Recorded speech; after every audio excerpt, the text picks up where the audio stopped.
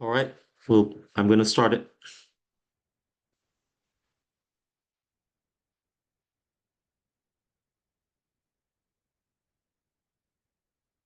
Good morning, everyone. My name is Christopher Chin.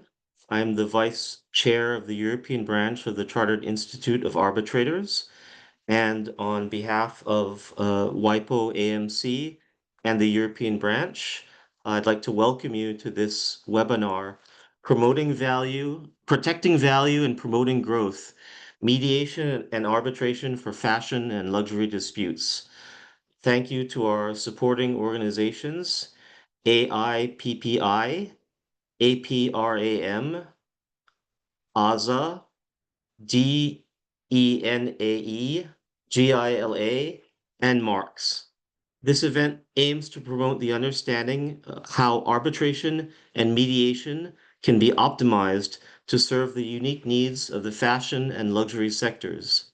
It will feature a keynote speech, an introductory lecture on recent trends and issues in the sector, and interactive sessions illustrating concrete arbitration, mediation, and procedural aspects. The speakers include WIPO mediators and arbitrators, in-house and external legal counsel, and WIPO AMC representatives. In fact, all of the leadership of WIPO AMC, all steeped in the conduct of international mediation and arbitration in that sector.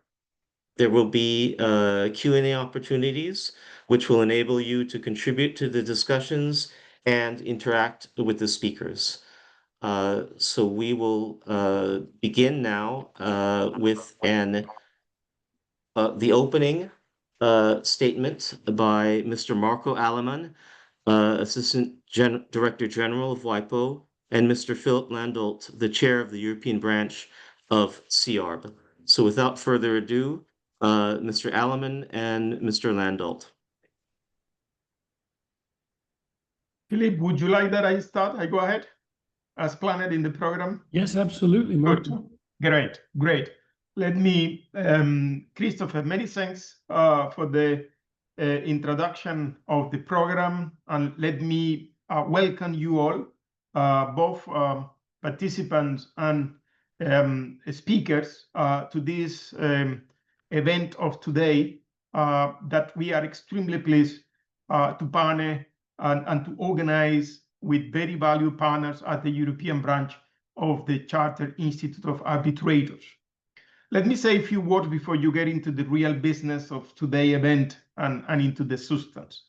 The fashion and luxury industry, as you know better than me, is a very dynamic, global, and increasingly digital one.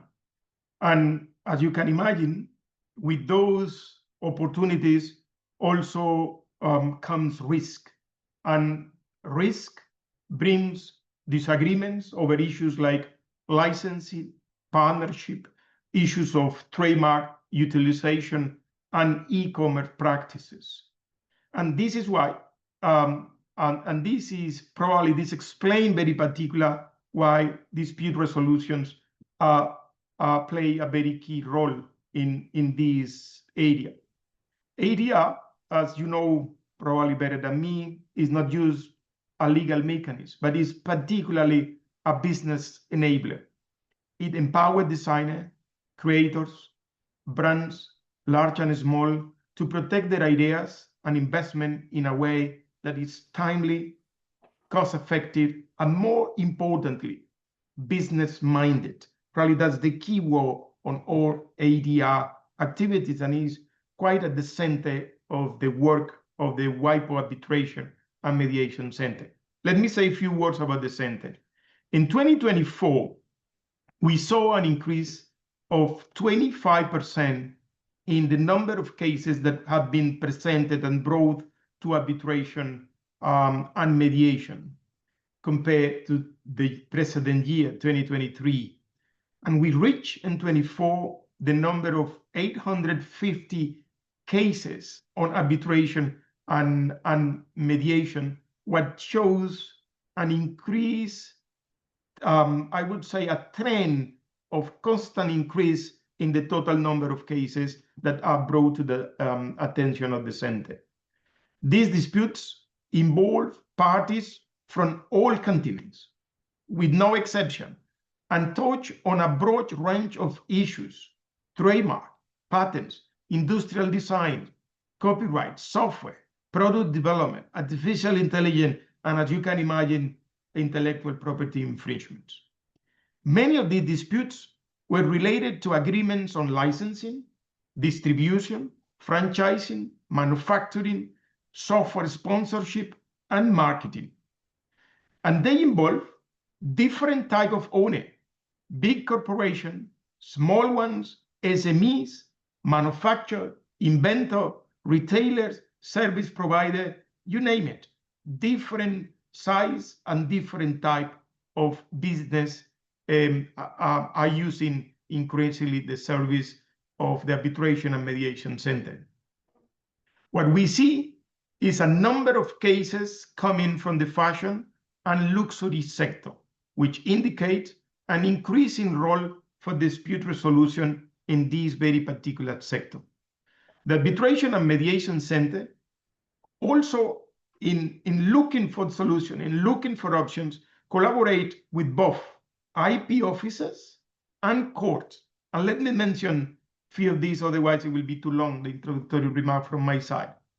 Let me use the example of the Supreme People's Court of China, which has led to over 150 international cases being referred to WIPO mediation and to the service attention. One of such cases involved a well-known American fashion brand and a Chinese trading company. Despite ongoing court proceedings, both parties choose WIPO mediation. I'm happy to note that they were able to reach a solution that would not have been possible in any national court, making clear the benefit, the contribution, and the opportunities that ADR offer to parties involved in such cases as the one I just briefly mentioned to you before. Let me also briefly mention our domain name dispute resolution work. As you know, we are extremely active service provider in this world of the dispute resolution and the domain name. The WIPO Center continues to serve, as you know, as the global leader in solving domain name disputes under the UDRP. About 130,000 cases or domain name cases have received attention in the WIPO Arbitration and Mediation Center. Many of these cases involve fashion and luxury brands who increasingly rely on our services to protect their identity online. Indeed, keeping pace with today's digital economy, WIPO Arbitration and Mediation Center addressed the issue of online infringement, including unauthorized resale or sale of counterfeit goods through its domain name dispute resolution services. WIPO provides fashion brand owners with an efficient cross-border mechanism to deal with abusive registration and use of domain names corresponding to their own brands. The Uniform Domain Name Dispute Resolution Policy and its global leader in domain name services that WIPO is providing certainly offer a good opportunity for dispute resolution for brand owner, and we are very happy to play that role. Today, WIPO Arbitration and Mediation Center has administered over 4,500 domain name cases that have been filed by the fashion brand owner sector and more than 800 cases related to luxury goods, a reflection of the value this brand represents and the scale of the infringement they face online. Recent cases include filing by luxury fashion giants in relation to such domain name as Gucci handbag website, for example, or the Valentino outlet sale.org, or the pradaargentina.com, or the store swatch.com, where the website were found to impersonate a renowned Swiss watchmaker, as you can imagine. In all those cases, the complainants were able to obtain a transfer of the infringing domain names, thereby protecting their official online sales channels without the need to resort to time-consuming and costly court proceedings. As we begin today's conversation, I hope we can explore not just the technical aspect of mediation and arbitration, but also how mediation and arbitration can help foster trust, maintain relationship, and support innovation. I now have the pleasure of handing over to Philippe Landol, Chair of the European branch of the Chartered Institute of Arbitrators. And Philippe, please, for your opening remark. Back to you. Many thanks, Marco, especially for such a reflective introduction. I'll just follow Marco by saying that it's with decided enthusiasm that I'm joining him in introducing this joint WIPO AMC and Chartered Institute of Arbitrator European Branch Conference on Mediation and Arbitration for Fashion and Luxury Disputes. So as Marco mentioned, I'm speaking in my capacity as the chair of the European branch of the Chartered Institute. The Chartered Institute of Arbitrators is a registered UK charity which has been active in promoting alternative dispute resolution, in particular mediation and arbitration, for over a century around the world. And like WIPO itself, it has a unique global footprint, and thanks in part to which our participants are joining us from all around the world, the most diverse and regions and countries. So the Chartered Institute European branch is honored to be partnering with WIPO AMC in bringing you this conference. The WIPO AMC enjoys a privileged position as a neutral, international, and trusted ADR institution which is advantageously positioned, in particular, to administer disputes such as those in fashion and luxury, where intellectual property questions are prominent in addition to contractual issues. Fashion and luxury represent the pinnacle of human aspiring. Yes, they are at the stratospheric end of Maslow's pyramid of value, but the creativity and aesthetic qualities they deliver are an inspiration to us all. It is said that fashion reflects social economic trends, but the influence of fashion and luxury probably affects how we feel about society and where we want to go in it. It's that important. Fashion and luxury are, however, prey to disputes. There is such ingenuity and colossal investment in them. It is so visible for all to see. And therefore, it is painfully vulnerable to brand erosion, infection, and even explosion. For example, when a brand ambassador goes off message on a frolic of their own. Fashion and luxury draw on significant resources around the world. They demand of their global partners sustainability and ethical operations. As I believe will clearly emerge today, mediation and arbitration can be attractive options in protecting value and promoting ethical and sustainable growth for fashion and luxury.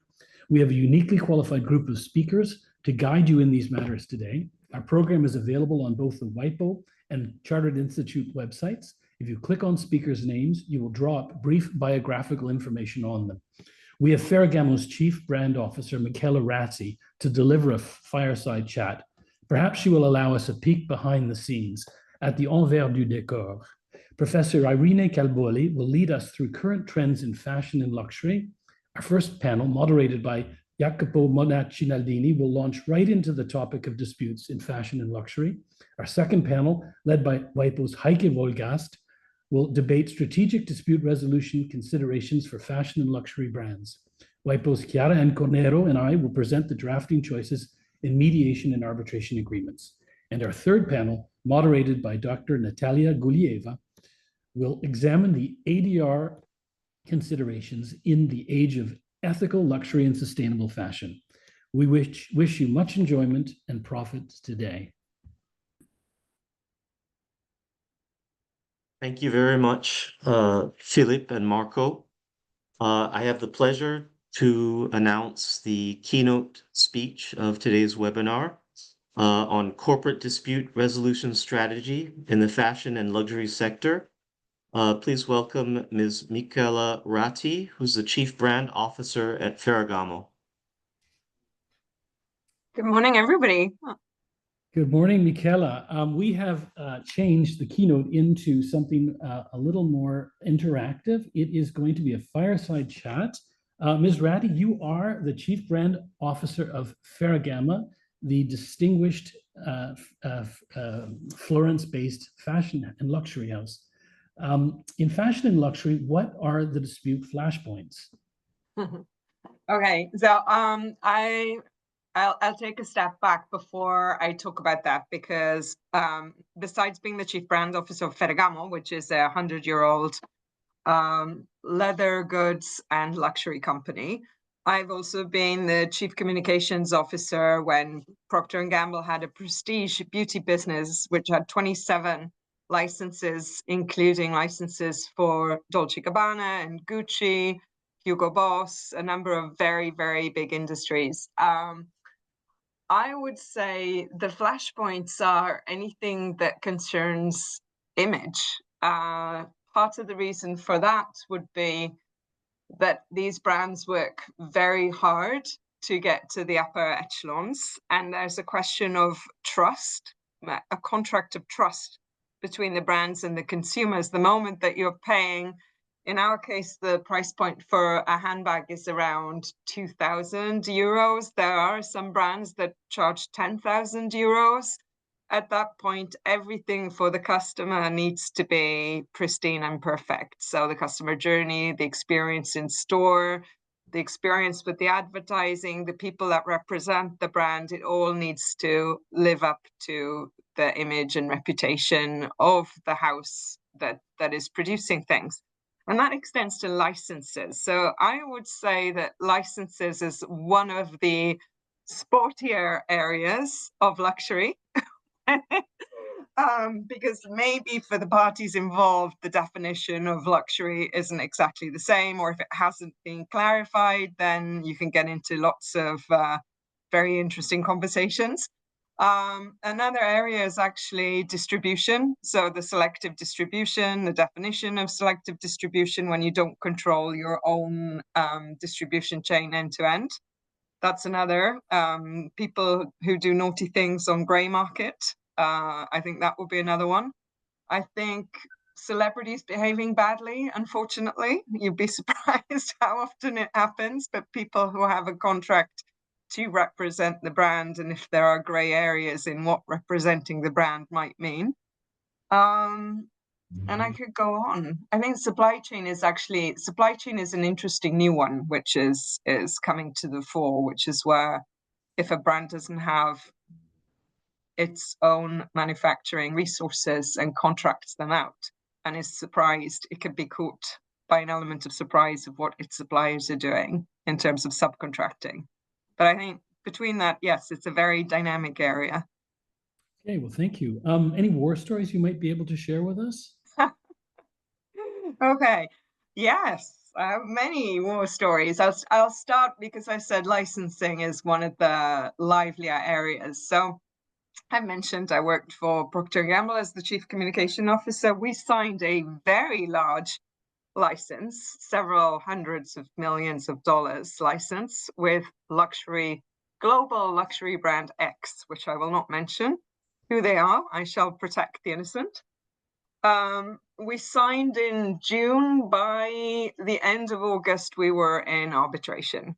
And part of the reason for that was naively, we thought that our role was to make as much money as possible for brand X, still respecting their image within a certain caveat, whereas brand X thought that our role was that they could make enough, as much money as possible from the license, but also go aggressively to renegotiate the terms in order to be very beneficial towards them and not very beneficial towards the licensee. So I think they were incredibly well organized in terms of where we were falling short were in areas like the shelf space within the selective distribution, that the channels that we were in, we were not at eye level. We did not have the spaces by the doors of department stores, which had been held by other people for decades. We didn't have inside front covers or back covers when it came to advertising, because it wasn't clear enough within the contract exactly which positioning we should have within the magazines, and so on and so forth. So it was very painful, very aggressive, and we ended up settling, and they won. It was a David against Goliath situation where Goliath clearly lost. Right. Okay. Well, from a communications point of view, your area of expertise, what disputes generate the most concern for fashion and luxury houses? Well, I think we'd like to avoid litigation at all costs. I think very visible ones. And also if I think about internal risk committee, then right now the two biggest areas that we would be aware of would be celebrities behaving badly. So again, I've got another war story that a Hollywood Oscar-winning actor was contracted to be the face of fragrance brand X from major fashion house, which I cannot mention, had drunk a bottle of tequila before the press junket and was absolutely flying. And he was supposed to have said, you know, we gave him message track, messaging, why he'd been chosen, how his values interactive, how he loved the fragrance, everything. And he was asked, why did he agree to be the face of brand X? And he said, because we'd given him tons of money and lots of free stuff. And then they asked if he liked the fragrance, and he said he preferred the smell of his own armpits, lifted his arm up and gave a big sniff of his armpits, and then passed out. So that obviously was a situation which also ended up in arbitration and not in litigation, because again, it would have been too visible, too damaging for all of the parties involved, and we had to discuss it. So it's an extraordinary story. I suppose if we did search on the internet, we could probably learn more, but perhaps we did a really good job of covering it up, actually. that's a success in itself. So Michela, what you touched on on arbitration as useful for confidentiality purposes. Is there a message about what dispute resolution mechanisms fashion and luxury houses you've seen prefer in view of the disputes, the type of which you identified?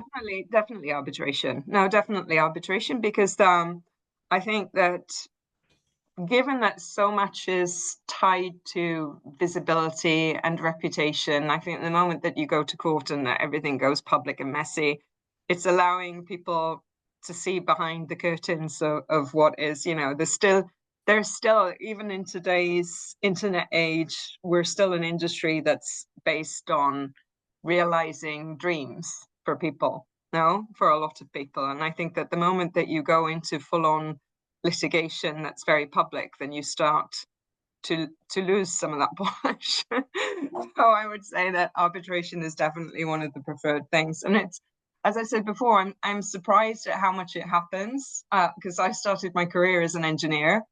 And I think in engineering, when you build something, if you build a bridge or if you build, you know, it falls down or it doesn't, it's tangible. And I think the moment that you get into the world of fashion and luxury, there's so many intangibles that you need to negotiate and protect. Then there's an awful lot of arbitration. And also I heard Mr. Alleman saying this morning, when it comes to domain names and so on. And so I found myself nodding along to everything that he was mentioning, thinking, feeling a twinge of pain on most of the things that he mentioned. Yeah, it's good to hear about the role of arbitration in relation to disputes in this area of human activity. Any acquaintance with mediation and, you know, the sort of soft approach that mediation can achieve, delivering also confidentiality? No, definitely. Well, I mean, I think it depends on the company, though, because there are fashion houses and fashion houses. and groups and groups. I think there are so many podcasts. If somebody wanted to go down a rabbit hole, there is lots of podcasts, like Acquired by JP Morgan is a really good one, that talk about the personalities and how some of these companies got so big. So there are some that are very, very aggressive and go on a land grab and go to defend their turf in a way that's so litigious it seems that it's almost studied. Whereas I'm fortunate enough with Ferragamo, they really are the signori of fashion. I have to say they're gentlemanly. They always prefer to have mediation and to have a win-win situation for everybody involved. I say it's a blessing and a curse, because I think if they were more litigious aggressive, then maybe we'd be 5 times bigger than we are right now. But it's also, I can say I'm very lucky to work for people who are ethical and principle based, and I think that that's priceless as well. So it depends on the company, but we're definitely one where we would look for mediation. Yeah, okay. I'll just ask you in closing, what were your impressions of this year's Milan Fashion Week, which has just concluded? Oh my goodness. Yes, I think I need to sleep for a month. I think there are things that even things like venue choice are areas of potential litigation or mediation or arbitration, because if we showed in the Portrait Hotel that happens to be owned by Ferragamo, so it's owned by Mr. Ferragamo. But it's the hottest venue in Milan, so it was rented out to lots of other partners, and that meant that our competitors could see us setting up our venue and everything. And I think that if it wasn't all within one family, we probably would have had something to say about that, because we're, setting up the show venue, and the show itself is something that's incredibly secretive, and it's sort of be revealed on the day is a big element of surprise. And yet we had some of our competitors having a dinner in a balcony overlooking where we were setting everything up. So it was another one of the challenges, but we did find a way around it. But I have to say, yeah, I'm glad it's only twice a year. Incredibly stressful moment. Yeah, high point of the year, a couple of high points. So the Portrait Hotel, it is, perhaps the most sought after hotel, the most elegant in the elegant city of Milan. How does that reflect Ferragamo's brand and image, although it's, I suppose, in a different company within the Ferragamo stable? It's in a different company within the Ferragamo silo, and I think that's also one of the challenges that we have. It's that how do we're cousins, we're not brother and sister. I would say that we're quite distant cousins in the way that it's run. Obviously, there is a desire from Leonardo Ferragamo to bring the two sides closer together, but at the end of the day, the Portrait is set up also to be a profit center. We're set up to be a profit center, and sometimes when we work together, it's not often what will maximize revenues for either party. So yeah.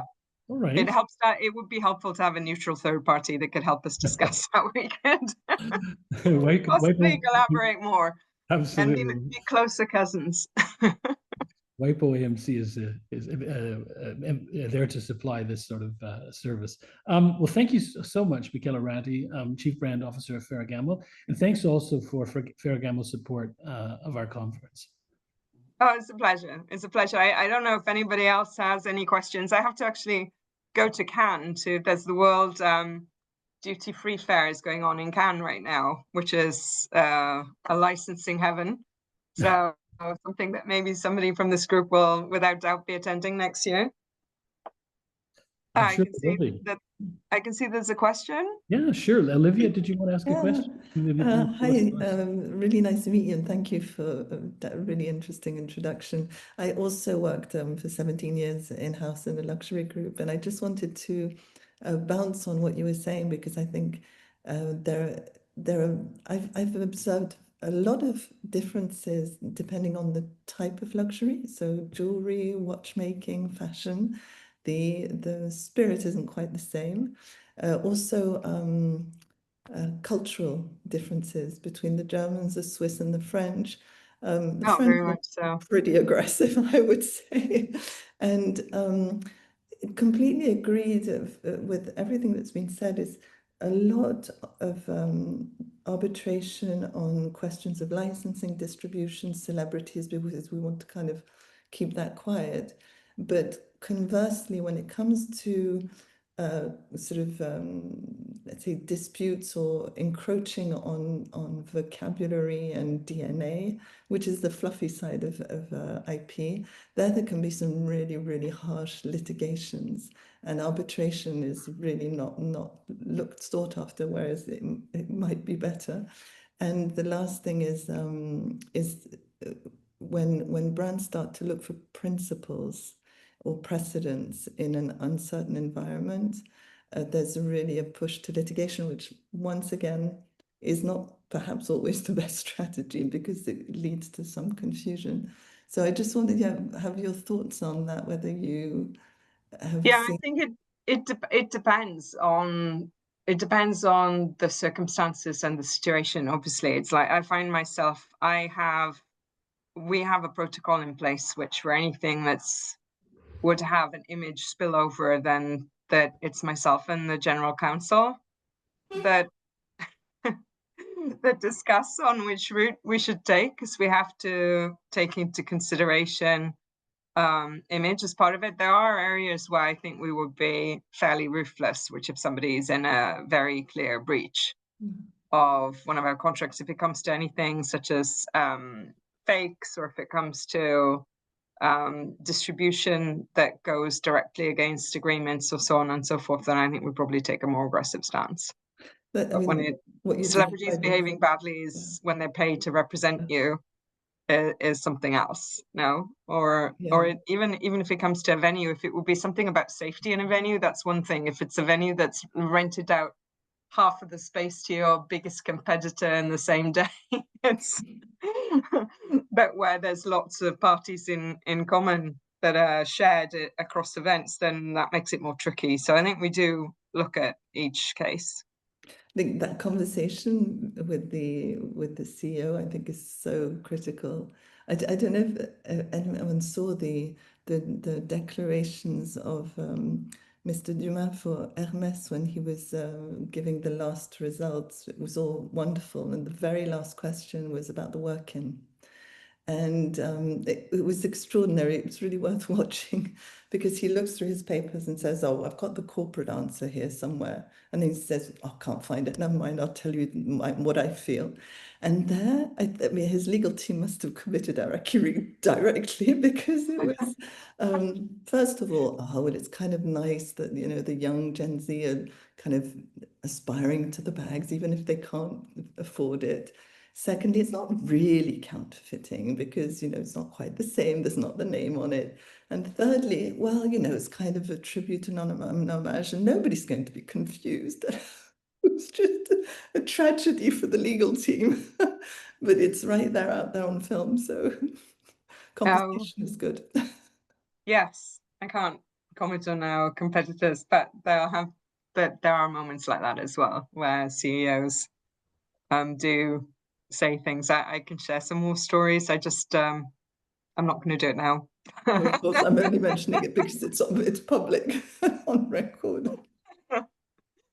Yes. Yeah, well, such an exciting area.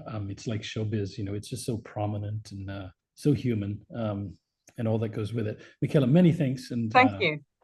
All right, and all the best. And I wish you the best of your conference. Have a wonderful time, and thanks again for inviting me. Thanks, Michaela. Thanks so much. Bye. Bye. Hey, so now Mr. Ignacio de Castro, the director of WIPO AMC, which is the WIPO Mediation and Arbitration Centre. We keep saying WIPO AMC. That's what it is. He will give an overview on WIPO mediation and arbitration to resolve fashion and luxury disputes. Mr. Ignacio de Castro, please. Thank you, Christopher. Good morning, everyone. I will provide a quick overview of the work of the center in relation to fashion and luxury disputes, and I will try not to repeat things that have already been said by my colleagues, by Marco in particular. So the Arbitration and Mediation Centre is part of WIPO. We deal with all types of intellectual property disputes, but we also deal with commercial disputes, and some of the disputes that we're dealing with in this area are purely commercial, I should say. We are part of WIPO, so WIPO is a UN organization, so that gives us the advantage of neutrality and international reach. Our main know-how is our list of mediators and arbitrators, and in that list you will find people like Philip and other mediators and arbitrators from all over the world. We operate from Geneva, but we also have an office in Singapore, and we also have a presence in Shanghai. And Marco already mentioned the work that we have been doing with the courts of China in particular. We deal with the whole range of different procedures to deal with disputes, mediation, arbitration, expedited arbitration, expert determination, as well as domain name disputes, and I will provide also some information on that area. Marco mentioned already that the caseload of the center has been growing quite fast over the last few years. Last year was the record year, and this year again we expect a record year. So already we have received more than 1,000 disputes this year. So the trend is upwards, and we're very happy about that. In terms of legal areas, we are seeing a huge growth in the area of digital copyright and content disputes. That's growing very fast. And the traditional areas like trademarks and patents continue to be important.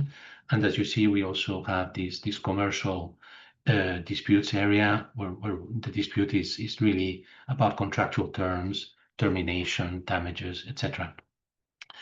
In terms of party locations, we have parties from all over the world. Historically, it was mostly parties from Europe and North America, but we are seeing a big growth in Asia, mostly from China, Japan, Republic of Korea, Singapore, India, and we are also starting to see a growth from South America and Africa to a lesser extent.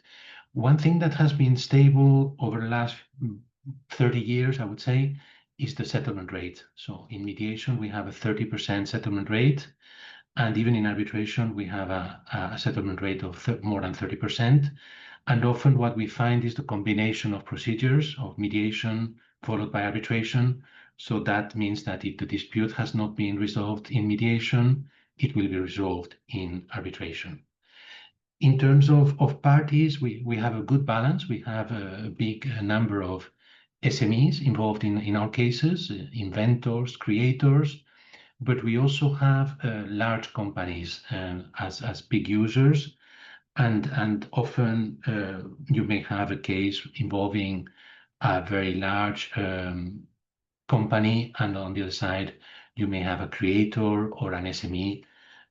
So we have these type of unbalanced situations, and I think mediation in particular can be very good for that type of situation.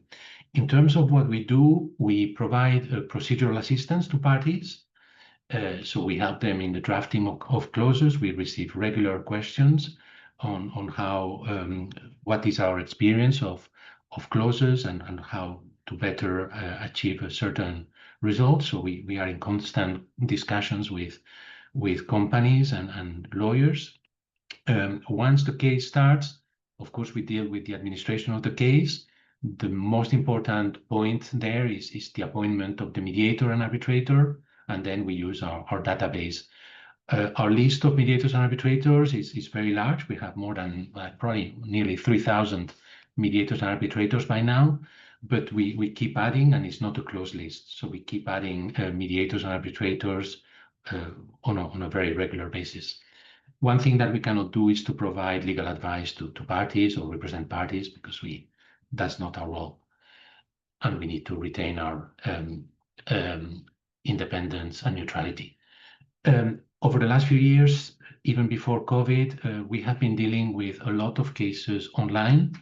So these are cases where the whole procedure takes place online. through video conferencing tools, etc., or partially. So I think this is something that we have seen continuing after the COVID period, and we have been investing quite a lot of work in this area. Let me give you a couple of examples of cases. The first one is a mediation example. It involved a European watchmaking company and a US company, and they have a distribution agreement which included a clause providing for mediation followed by expedited arbitration. This dispute was purely commercial. It was about unpaid bills. And really, we went through the mediation process, very fast process, and not particularly procedurally complex. But we appointed a mediator with expertise in trademarks and the watch industry. They held a meeting in Geneva. This was before COVID, so they met in person, and the parties concluded a settlement agreement soon after. So this is the usual situation that we see in mediation. In terms of arbitration, here's another example. It involved a European company. They had registered trademarks for luxury goods in different countries, and an Asian company manufacturer started selling similar products under a similar trademark. Then there was a first round of disputes with court proceedings, and as a result of those court proceedings, the parties concluded a trademark coexistence agreement in settlement of that litigation. In that coexistence agreement, they included an expedited arbitration clause, and then there was an infringement again. We appointed a sole arbitrator, because in expedited arbitration, that's what happens. You have a sole arbitrator. This person was quite experienced in trademarks, and within 6 months, the arbitrator issued a final award, and that was the end of the arbitration. So this shows really a good case of the advantages of expedited arbitration. And of course, as Michela has already mentioned, the advantage of arbitration is the total confidentiality, which is particularly regulated in the WIPO rules. So I think that's a big advantage of the WIPO rules. Moving very quickly to domain name disputes, and just to add to what Marco has said, so we deal with clear cases of trademark abuse where someone registers a domain name corresponding to a well-known trademark, and they often do that in the global top-level domains, and you see some examples of global top-level domains in this slide, but also increasingly in the area of country code top-level domains. So these are the national top-level domains, which are which are also growing quite fast. And the center is involved in more than 85 country code top-level domains where we administer disputes, in particular Switzerland, China, Spain, France, or Switzerland are country code top-level domains where we see disputes relating to fashion and luxury goods. The procedure for domain names is a very fast procedure where the result is the transfer of the domain name to the trademark holder. The procedure takes 2 months, so it's a very fast procedure, and the cost is quite limited. It's $1,500. We've been doing this for more than 25 years. We've dealt with more than 75,000 cases. Last year alone, we dealt with more than 6,000 cases, and you have a lot of online resources available. In the area of fashion and luxury goods, we have dealt with more than 4,500 cases, and you see here some of the trademarks involved. And that's something that means that this area is in the top 5 areas of filing industries. So fashion is a big area for us, and we are very happy to be co-hosting this conference together with the Charter Institute. We are very happy to deal with your questions. Normally we receive them through arbiter mail at wipo.int. I don't think we have too much time for questions, but I will leave it to our moderator, Christopher, to let me know whether we can take questions. Thank you very much. Yes, everyone is free to use the chat function or the Q&A function, and please do to make comments or to ask questions. We probably won't have time for live questions in most of the panels, but please do make yourselves known, and we'll try our best to accommodate everyone. Right now, I have the pleasure of announcing Ms. Irene Calboli. She's a Regents Professor of Law, Texas A&M University School of Law and Academic Fellow, University of Geneva, and she will make a brief presentation on current trends in fashion and luxury. Ms. Calboli, please.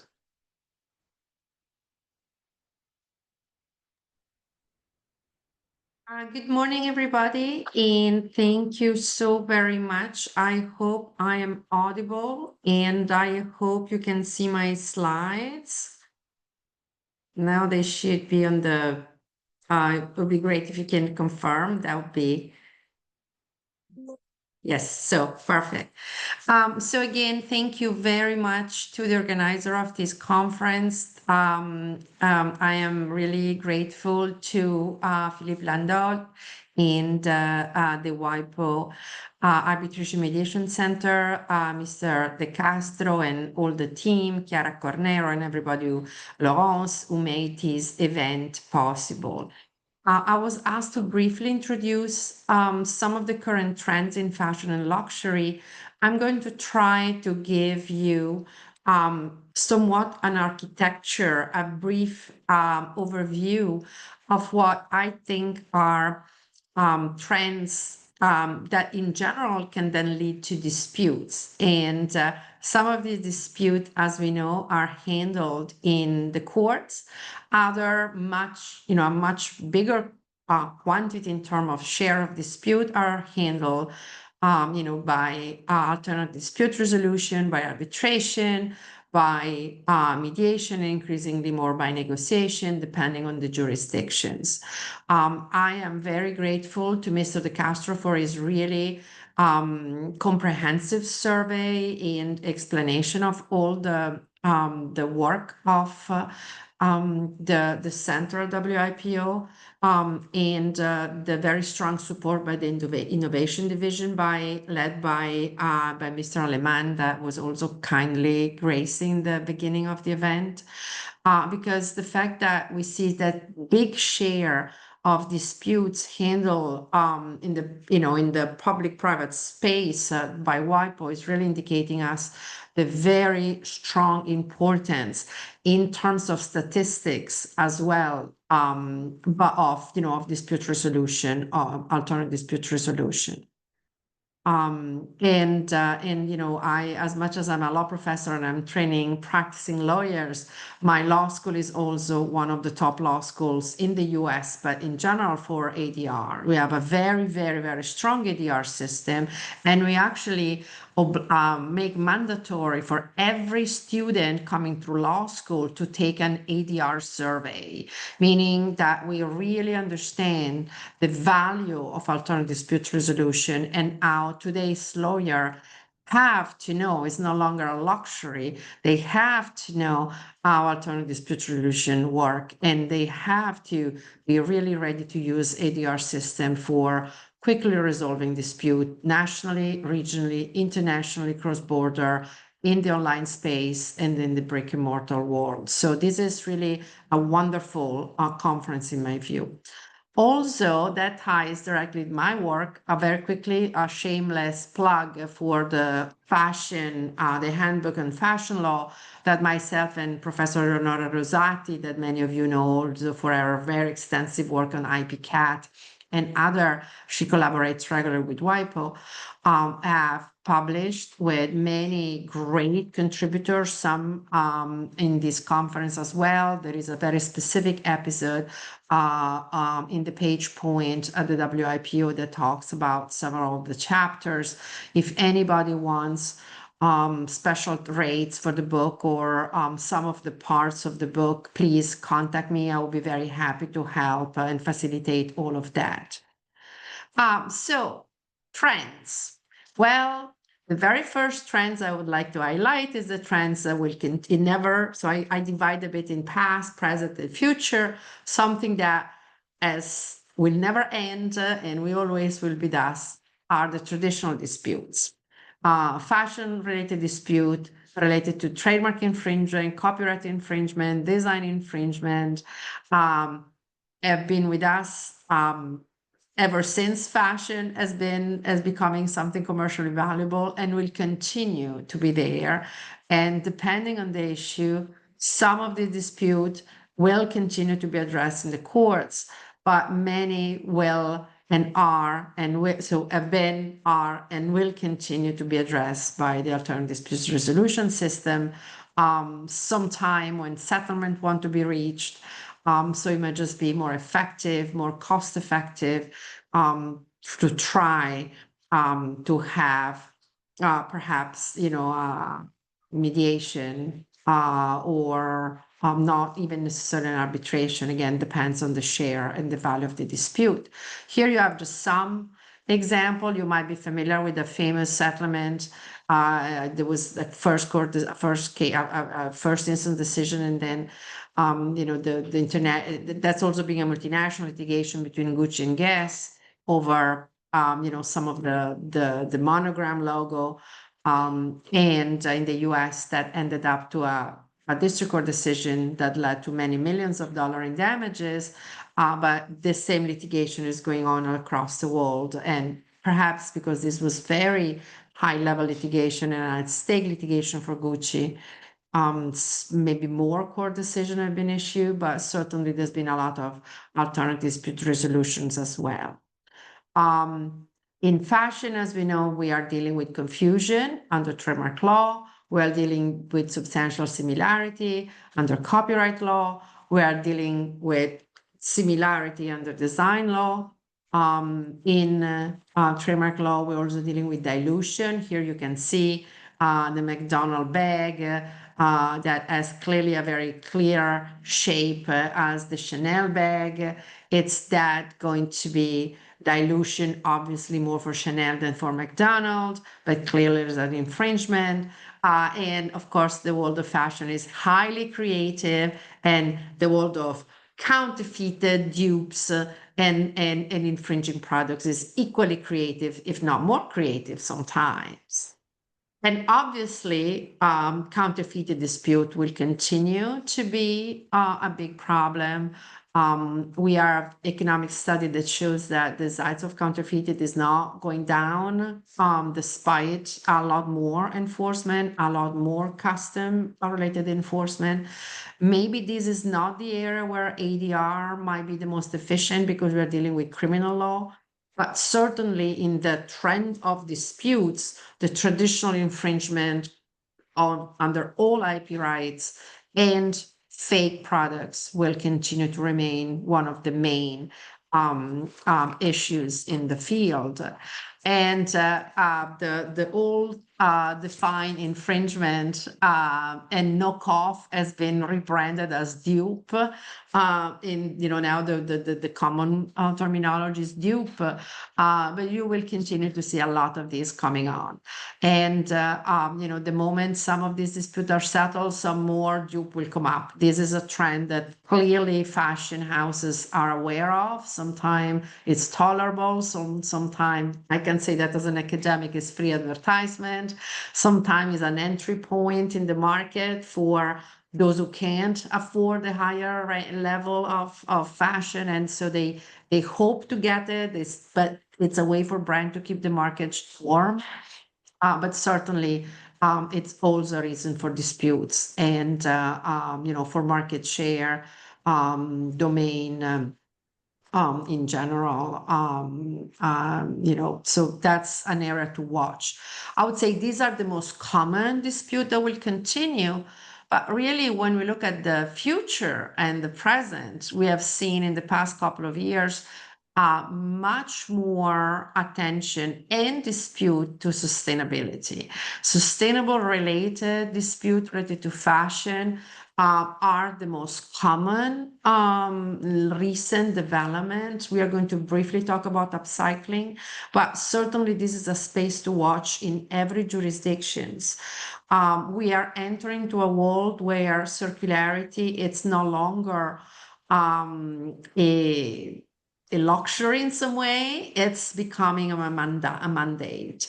It's not yet mandated by law in many countries, unless for safety reason or, but it's certainly something that the newer generation, so generation X, the generation Z, and even the millennial are increasingly more paying attention. I am not yet. I am older than a millennial, but I know my generation is spending much more attention to fashionable sustainability. And this is something that it's entering mainstream. Company many company, here you have the perhaps quintessential example of Stella McCartney from the LVMH group and Patagonia, being some of the traditionally very sustainable companies. We have had more and more discussion about burning fakes or even burning clothes that have not been sold, and how some jurisdictions are making that even illegal for the impact of what's creating in the environment. The impact of fast fashion has been really assessed more and more negatively, and there's been a lot of attention to it. And so, with the international attention and the national attention to sustainability, more disputes are coming up. Some interesting, and I am not aware of specific state-driven dispute, but certainly some area and space to watch is the greenwashing. This you can see the WIPO magazine having an article. There's been attention to green trademarks at the WIPO level with studies and revised studies. The European Commission wanted to issue a green claim directive, but because of pressure and some pushback, I would say more or less adjustment, at this point, the directive is on hold. But even if it's on hold, we know much more attention to true green claim is coming up, and through consumer protection and other ways to look at this issue. This is a space to watch for disputes. But perhaps more pressing, the various ways, the various practices that lead to circularity, just pure resales, the real Vexer Collective and so on, the repair, the upcycle and the recycling. These are, what I divide into the practices for sustainable fashion might come into the scrutiny of intellectual property dispute. And one of the reasons for that is that our intellectual property system has really been created for an economy that is linear. We continue to talk about from idea to market, even in some of the WIPO program, but certainly that's something that many of us think about IP strategy. It's from idea to market, but in reality now the IP strategy has to be from idea to market and then to reuse or put back that products or part of that products into the cycle. And how IP adjusts to create incentive to that, because IP, it's an incentive for innovation also in the fashion industry, it still remains to be seen. And clearly, there's been quite a bit of dispute. I've been writing for the WIPO magazine and for other blogs and articles. There is quite a bit of literature up there. As a good academic, I try to find spaces for these practices. Our keynote speaker talked about selective distribution. Clearly, in the supply chain and the distribution chain. Some of these issues, can create dispute not just between third-party user, but also distributors between the various, fashion houses. But certainly, and here you can see some example of recent dispute, they all settled. At least in the United States, they all settled at this point. We only have a very recent decision on Rolex watches. But there's been quite a bit of activity on the ADR space. The question of upcycling, as many viewer might know, it's whether it's trademark infringement, copyright infringement for derivative works, or for goods that have been, whose quality has been impaired because they are no longer the original products. Are these dupes? Are these fakes? Are these both?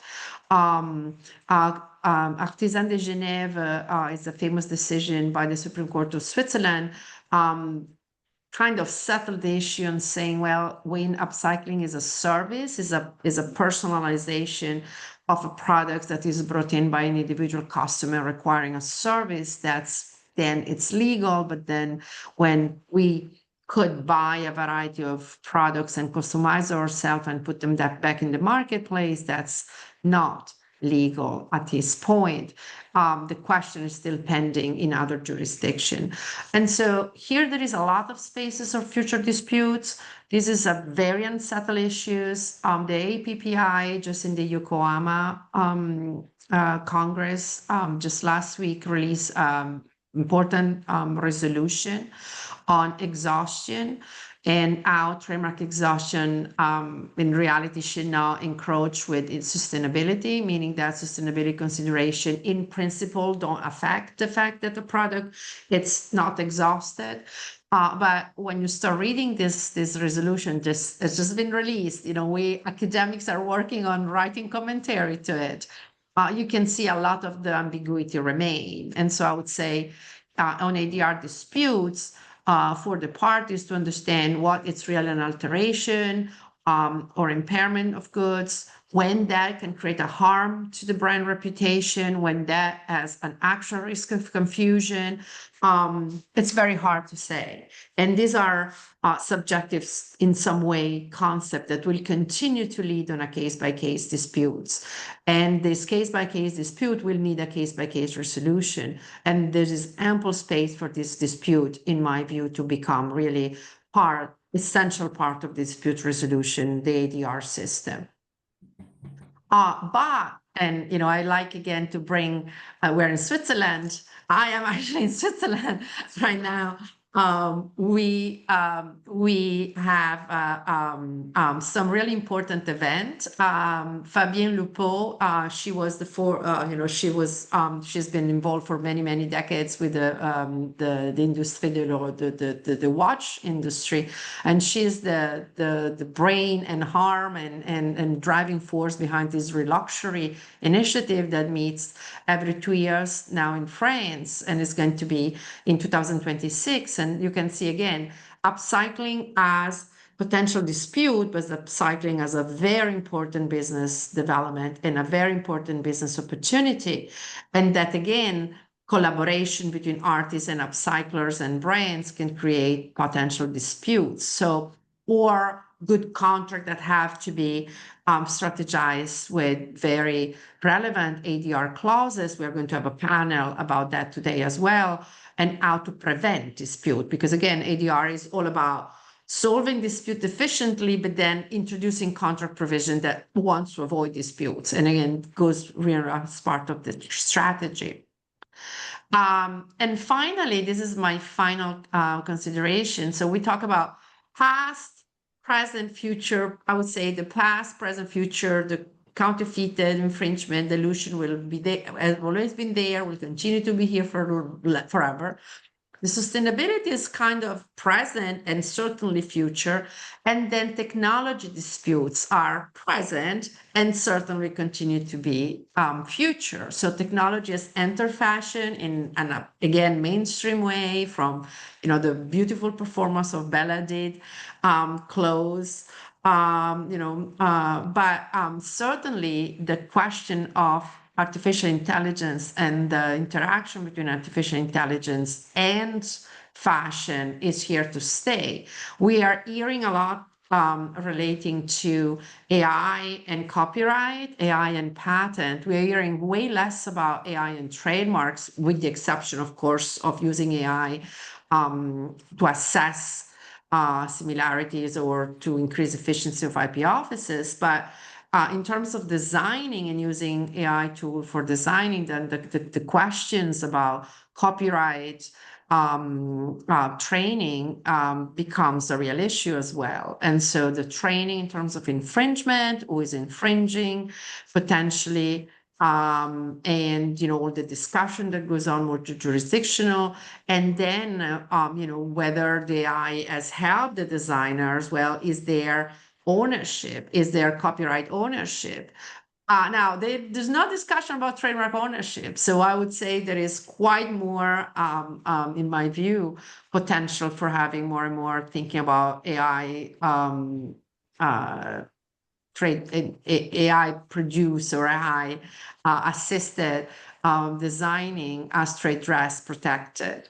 But certainly that's interesting issue. Another interesting issue, which is the patent side in terms of inventorship and in terms of non-obviousness for all the technology that can actually come into the fashion industry. So this is also space to watch, in my view, that can lead to dispute and certainly need to lead to strategic thinking in terms of lawyer planning.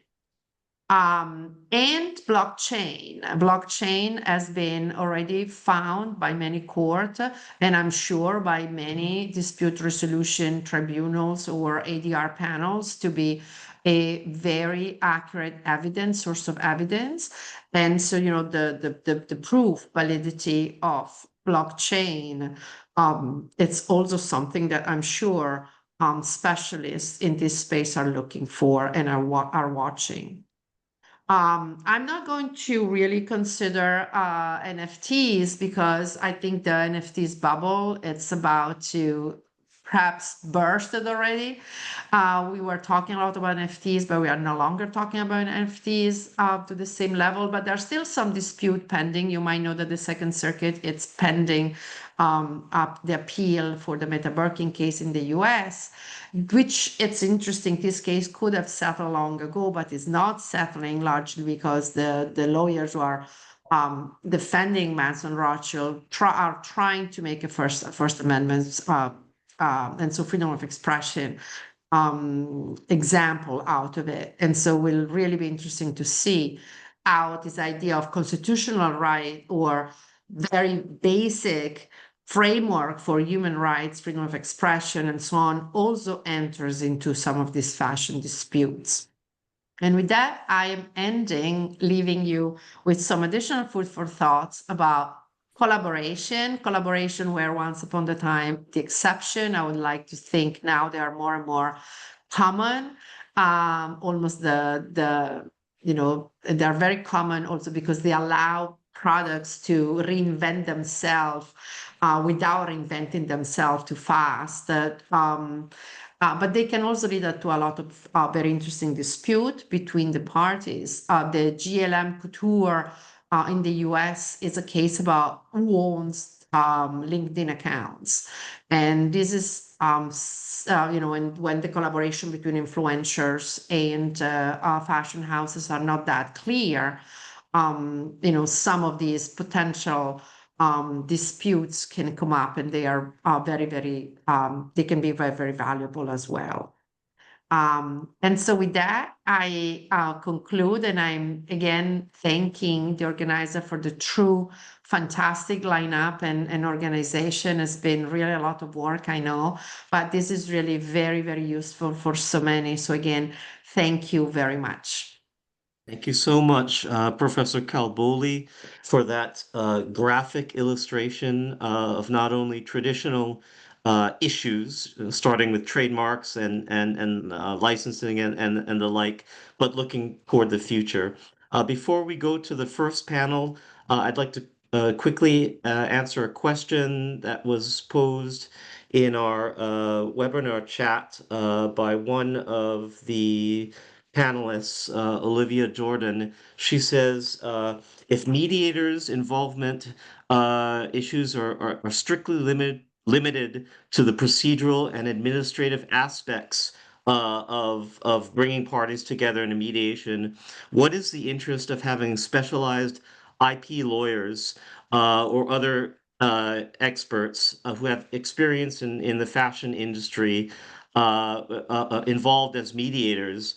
Even though they don't represent parties or provide legal advice, it seems logical that the role of the mediator would extend to guidance or accompanying the parties with respect to the merits of their dispute. And so I will invite Philip Landolt or Mr. Ignacio de Castro to respond very quickly to that question, please. Ignacio, should I respond?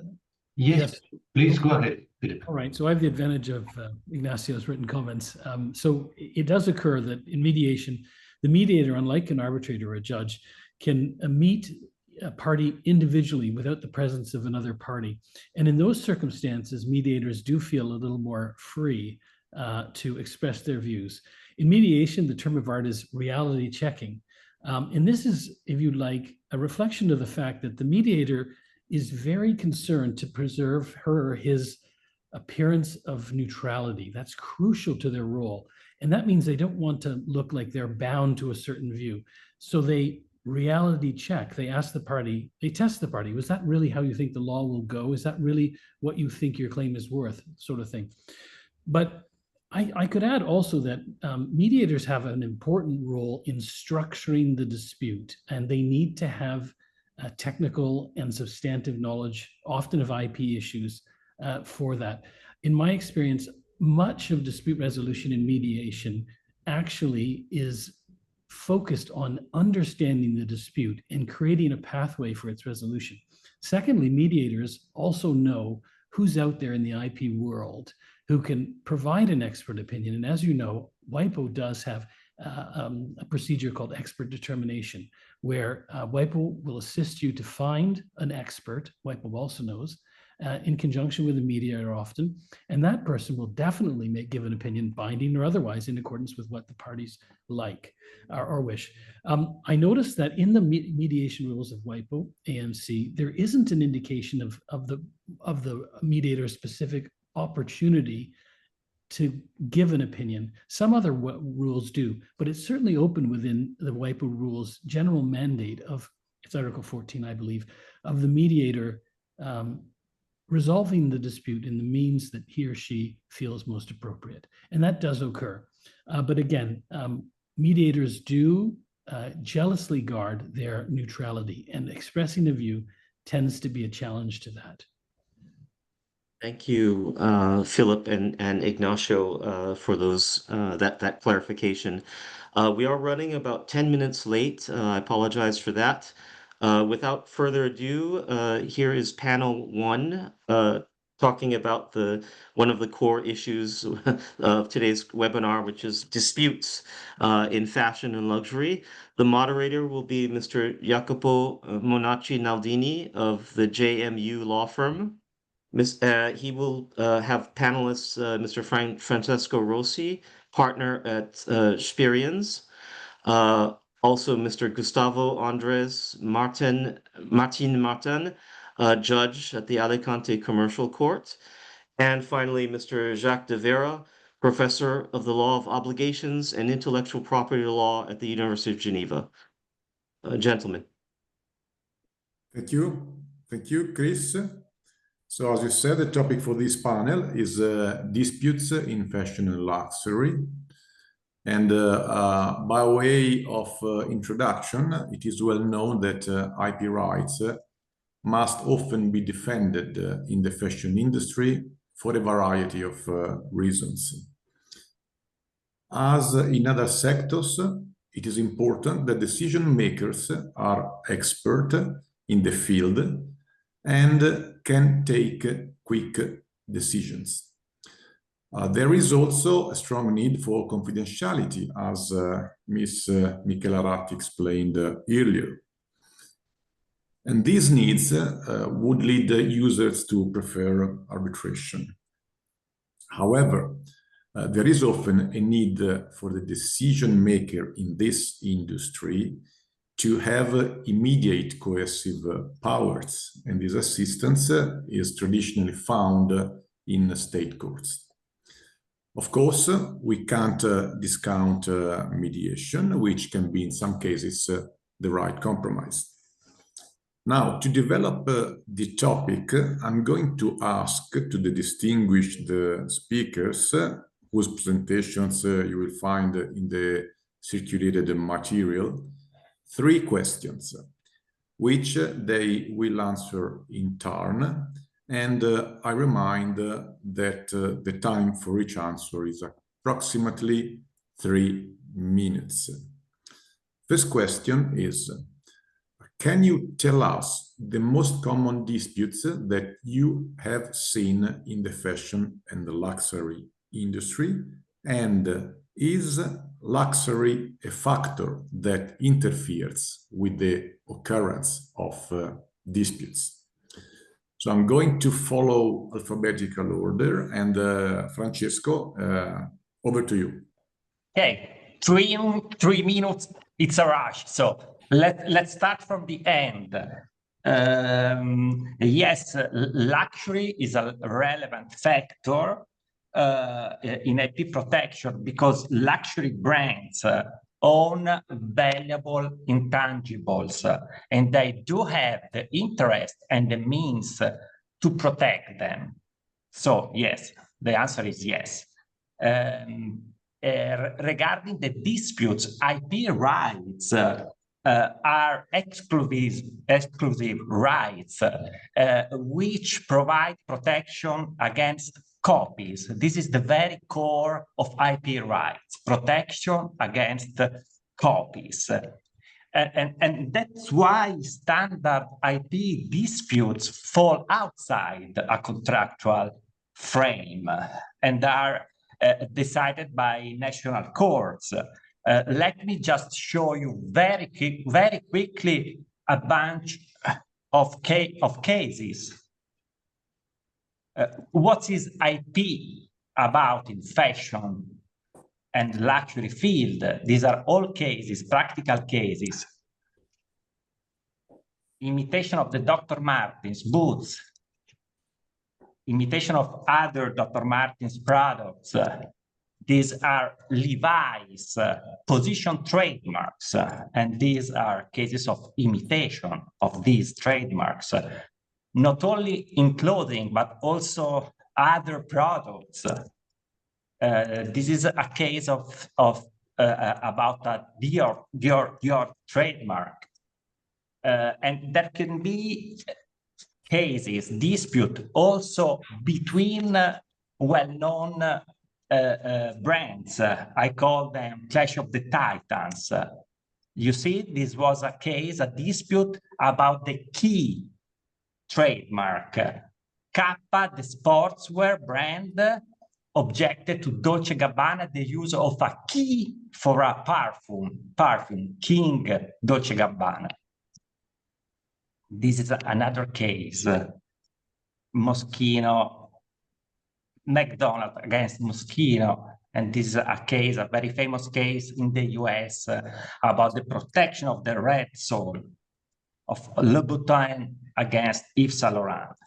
And there can be occasionally also patent disputes. This is not often, but sometimes. And this is an example of a dispute, Max Mara against Coca, and the patent was a patent about the stitching on the pocket.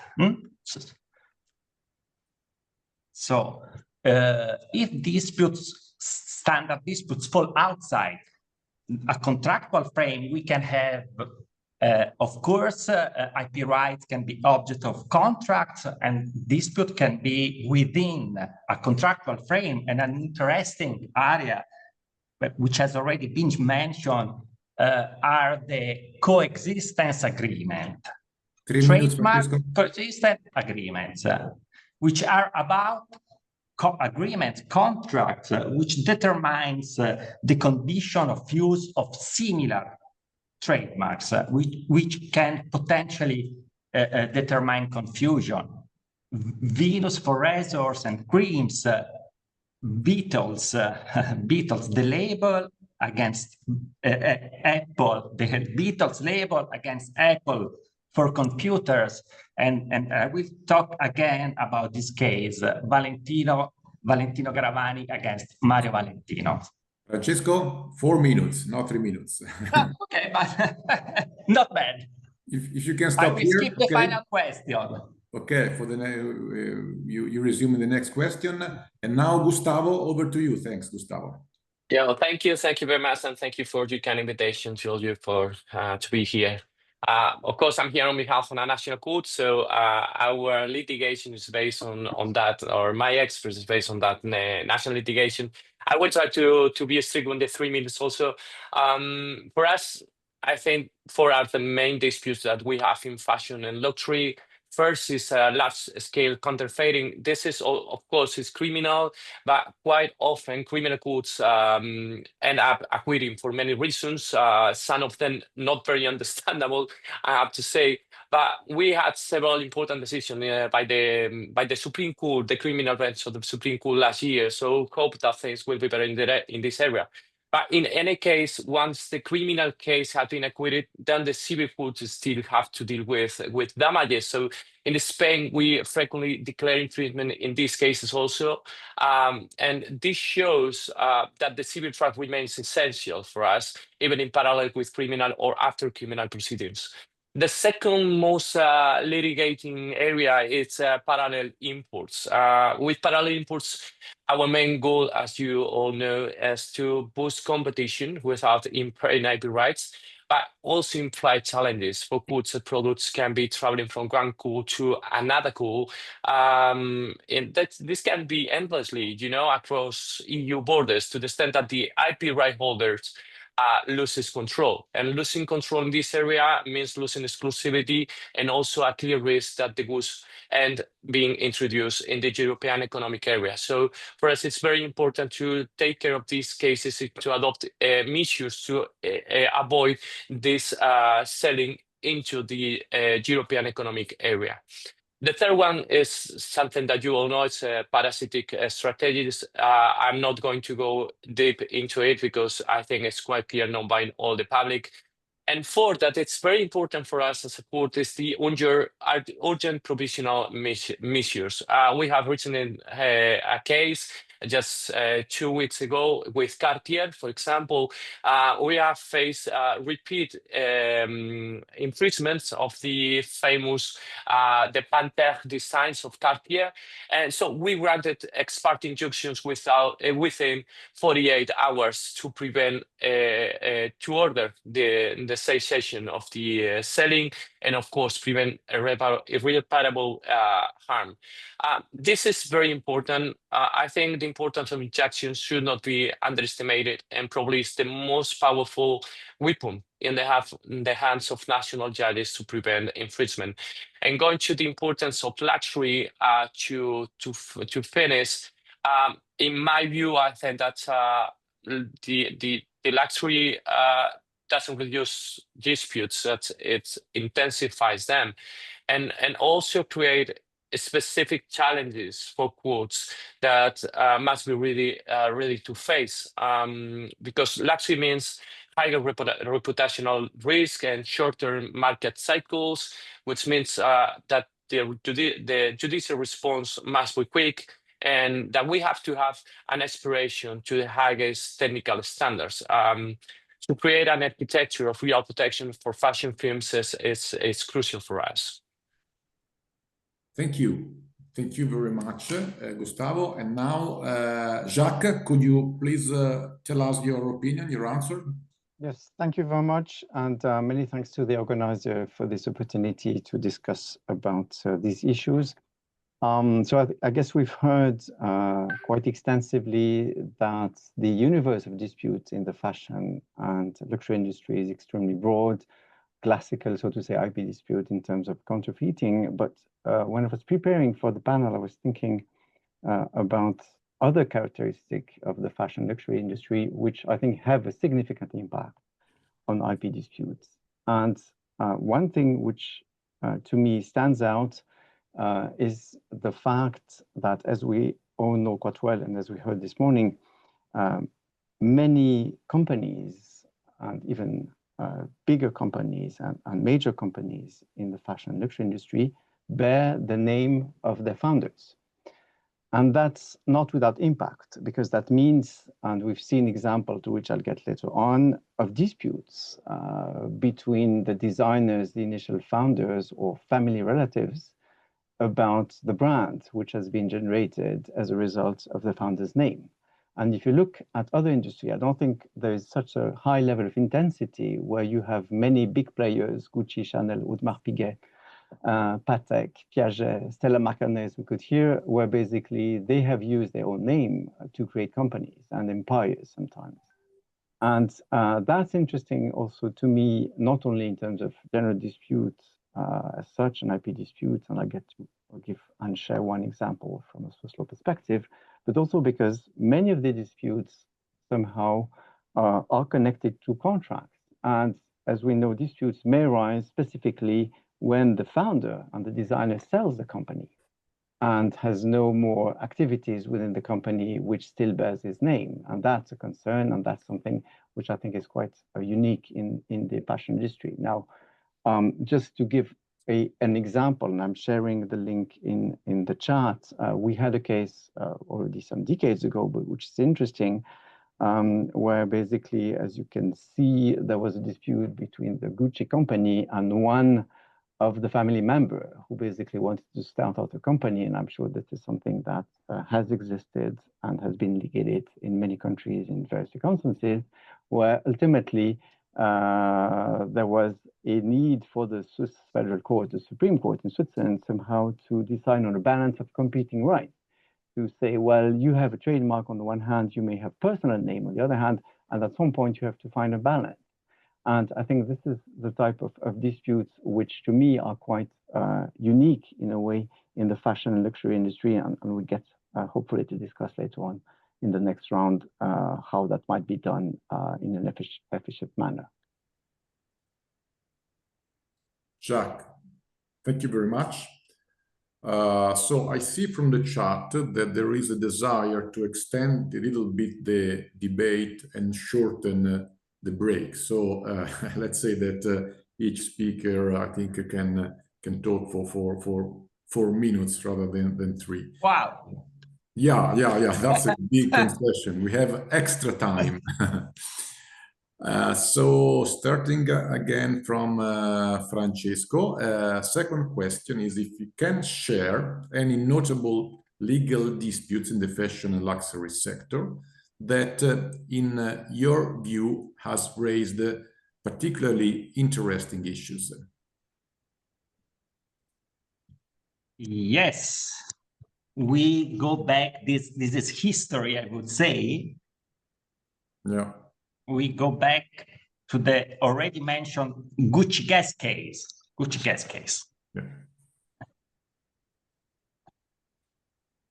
Gucci objected to gas a wide spread imitation of logos and of product shape, as you can see from the images. This is a G pattern. These are some products, and this is the logo Gucci in the italic print. What is interesting here is that the outcomes of this multi-jurisdictional litigation were contrasting. We have Italy, where the Court of Milan, the first instance, ruled in favor of gas. The appeal, Italian Appeal of Milan, Court of Appeal of Milan, ruled partially in favor of Gucci. France, the court ruled in favor of gas. Then we have the US and China, which both ruled in favor of Gucci. So there is very contrasting outlines of the case. Another interesting case, which was within a contractual coexistence frame is Valentino against Mario Valentino.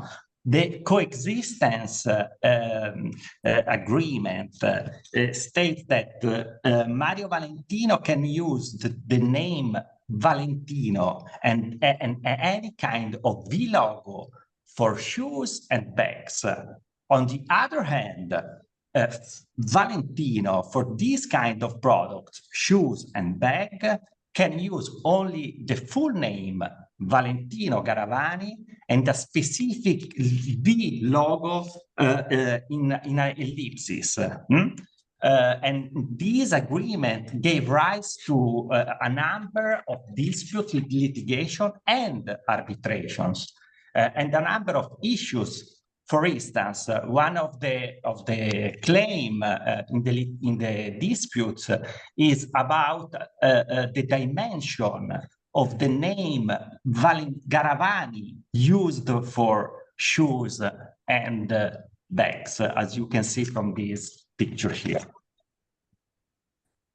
But there were many mutual claims, many issues about the execution of this coexistence agreement.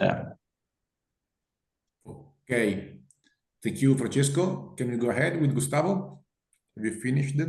Yeah.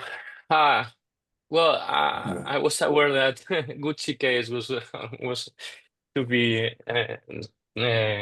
commented this morning. So, well, I will just raise three cases. One is quite national, but it's clearly marked a trend, a new trend in the protection of trademarks and designers in Alicante, in Spain. These are the cases caused Cartier Panther, by the way, and last summer case in Marbella. As I said before, in the Cartier case, there was a replication of the iconic designs of the Panther by Cartier, by another jewelry company. And what is important here is this idea of the ex parte injunctions, because waiting even a few days could have destroyed the effectiveness of the remedy, but also we have to take into account the architecture of the system and the practical impossibility of the courts to be in regular injunctions to respond to all the challenges that these kind of cases set forth in front of the courts. This all started last summer, with Marbella. In Marbella, I think you all know Marbella in Spain. It's a very well-known place with a lot of luxury firms. In this case, more than 20 designs have been copied and sold in a shop next door to the designer shop at a fraction of the price. And this is clearly a typical conflict that we have in the national courts, and we have to respond quick. As I said before, if the response is not immediate, the whole season for the designer will be lost. And so also ex parte injunction was awarded in 24 hours to cease the selling of these designs. Two more well-known cases. The first one is the NFT and the Mango case in the Barcelona courts, and it has all the IP rights playing in the case. Mango had both physical paintings by Miró, Tapies, and Barceló, and had created digital NFT inspired by them. So the court finally decided that there was an infringement, and this case is a clear example how courts must be capable of handle these kind of cases with a proper understanding of the new digital world. And it's interesting to look at the interim issues to understand this. And finally, I think that maybe in the next panel, this case could be raised, but also we have to say something about the Zara decision by the Supreme Court. This was after a referral to the European Court of Justice. The case is case Inditex 361/22.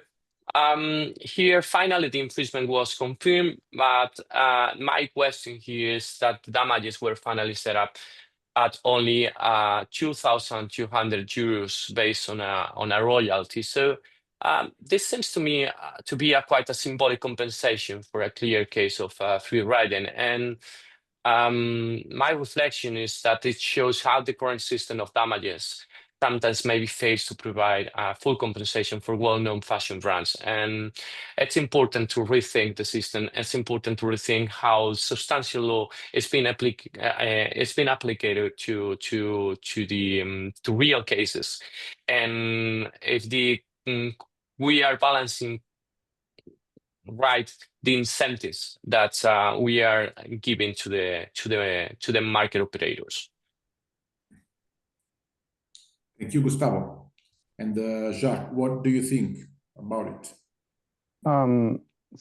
Thanks. I actually wanted to get back to the case that was mentioned in the chat by you, Olivia, which is the Jean-Charles de Castelbajac case, which is indeed highly interesting and which shows that this issue is not clarified in terms of finding a balance between competing rights. And in that case, I'm sharing also a few links in the chat. So we're basically waiting for the decision of the Court of Justice of the EU.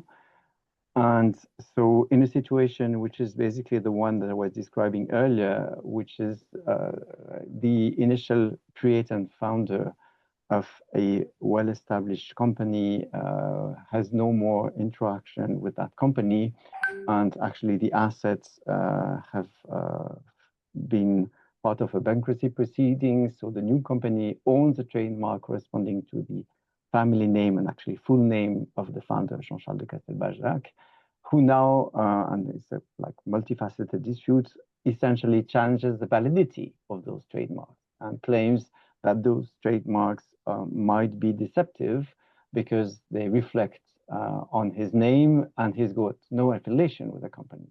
And now it's up to the Court of Justice of the EU to decide what to do with this. And there were cases previously which have dealt with similar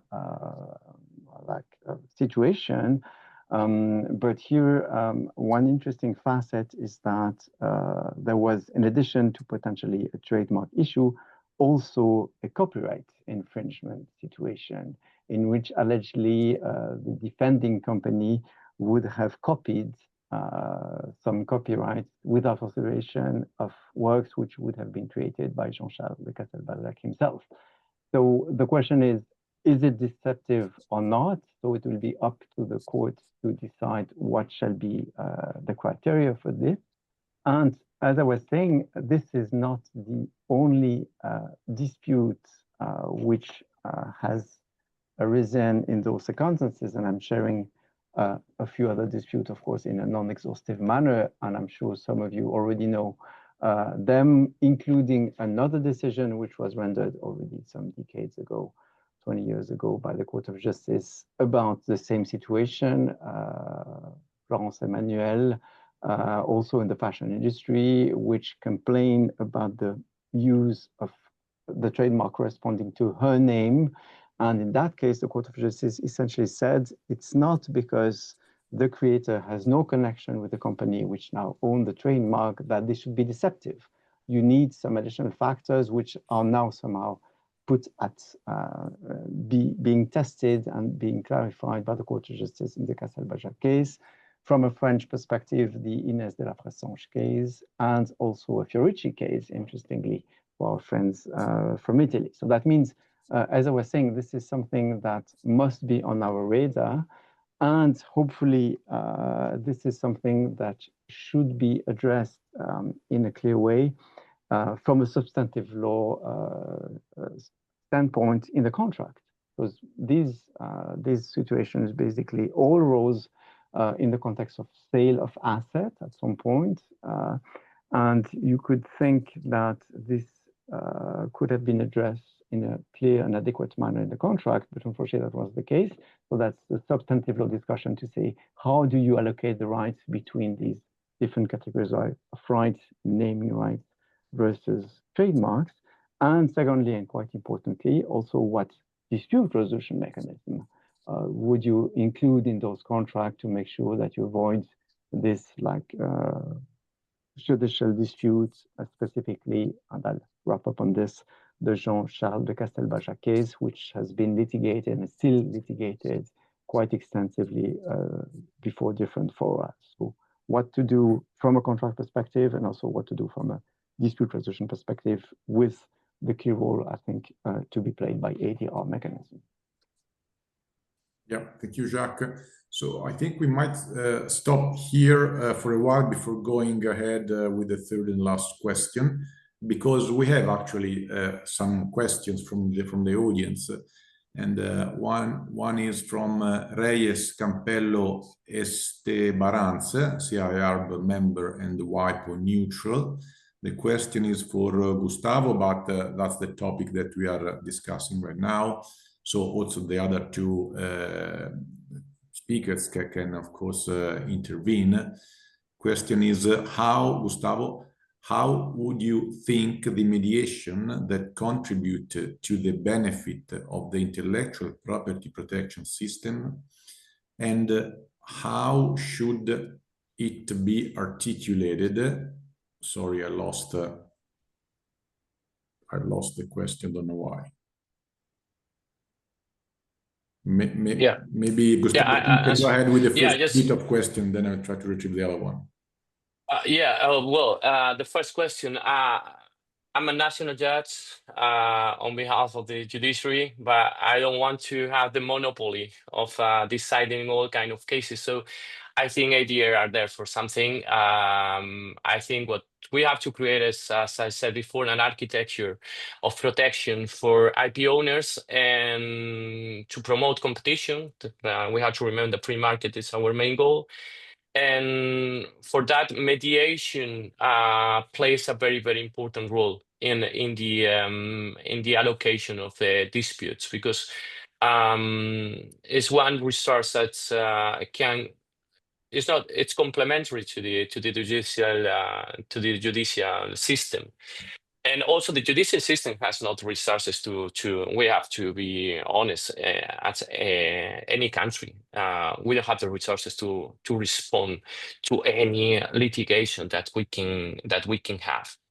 And the second, how it should be articulated? Well, it should be articulated carefully.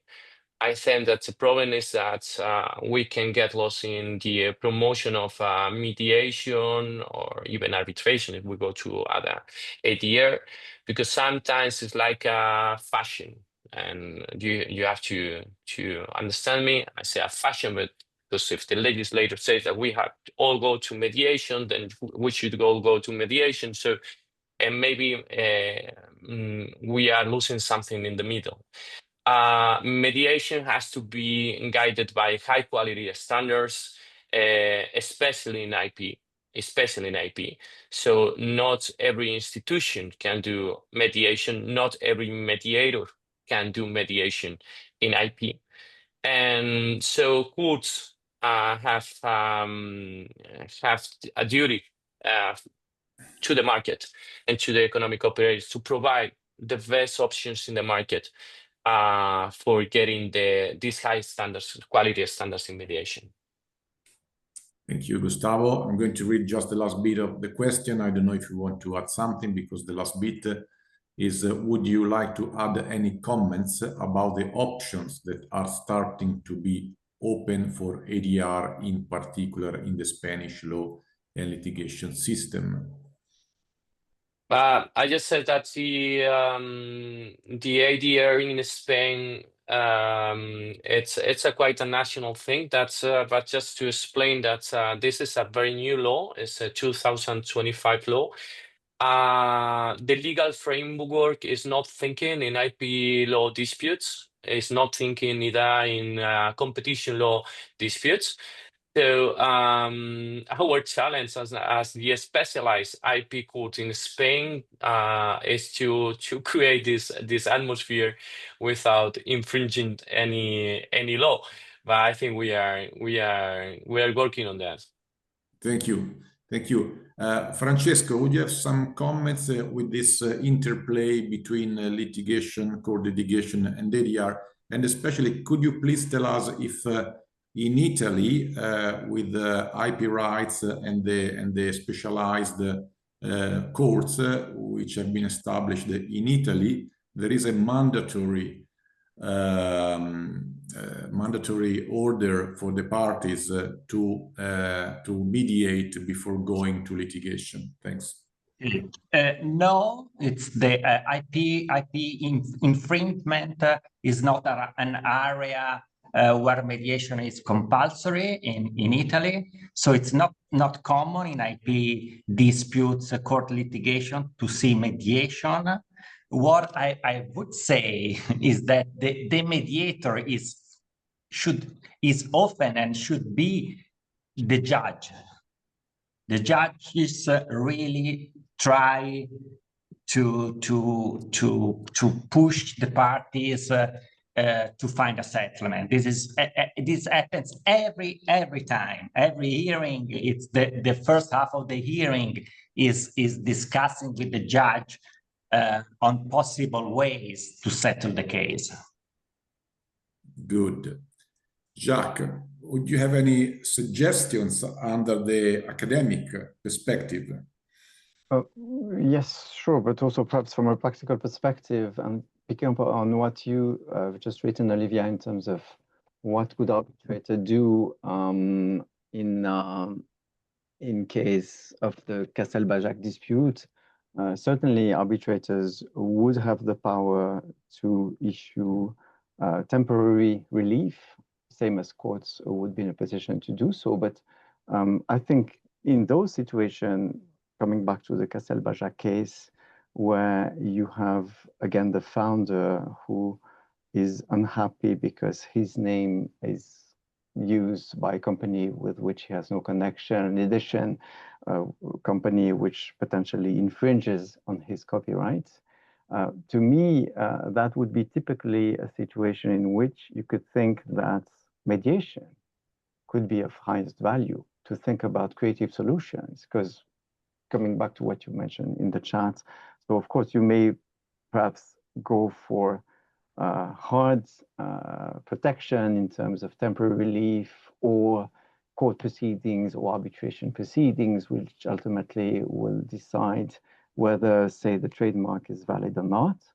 But when you look at the case and you look at the opinion of the Advocate General, one risk, which is actually criticized by the relevant company, is to say, well, it's going to be destroying value. It's going to be destroying the validity of the trademark. So what is risk is the validity of the trademark. Does that bring anything to anyone to destroy a trademark, if you think about what could be beneficial? So you can think, well, let's open up the box for creative solution, which is exactly what mediators can do. And think, well, what about co-ownership?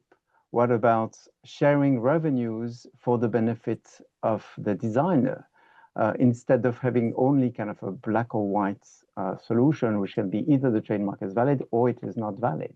So to me, and that's again coming back, and I'll terminate on that, when focusing on this designer-related dispute, hopefully that could have and should have been anticipated in the contract in the first place. And in the contract, there would be a mediation clause saying, well, if there's dispute about this issue, let's find a way to peacefully and also confidentially solve that by trying to think about creative solution, which would avoid destroying value, in our case, canceling completely the trademarks at issue, which don't bring anything to anyone, except perhaps pride, but which have significantly no impact in practice. So again, I think these type of disputes are really the type of dispute for which ADR would offer a lot, specifically mediation. Thank you, Jacques. So now I would go now to the third and last question, and then if there will be enough time, we can go through another couple of comments and questions that I have seen in the chat. So the last question is, in addition of what has already been said so far, in your view, which specific needs or challenges are posed by legal disputes in the fashion and luxury field. Francesco, would you like to add something to what we already said? Yes, just two words going back to the Gucci gas case. And these two words are uniform decision. Okay, that's a strong need, of course. Given that even within the EU, the law harmonization is not complete. There are areas which are strategic areas, such as the unfair competition, which is not harmonized at all. So that's why there is a need of getting for multi-jurisdictional cases, uniform decisions. And Francesco, do you know which is the status of harmonization within European Union? Well, it's the trademark area is harmonized. Unfair competition area is not harmonized at all, or very in a very specific area. Is that under discussion? Copyright is copyright protection for design is a very interesting point because it should be, theoretically, it's harmonized. The Court of Justice said that it should be harmonized, but Italy doesn't follow. In my opinion, it's a very hot topic. Italy courts don't really follow the European line. They still apply a different criteria, which is the artistic value, which is just a specific Italian requirement for copyright protection of design. But it's a very complex area of law, this of the copyright protection of design. We could discuss it for not hours, but days. Yeah, thank you. And Gustavo, up to you.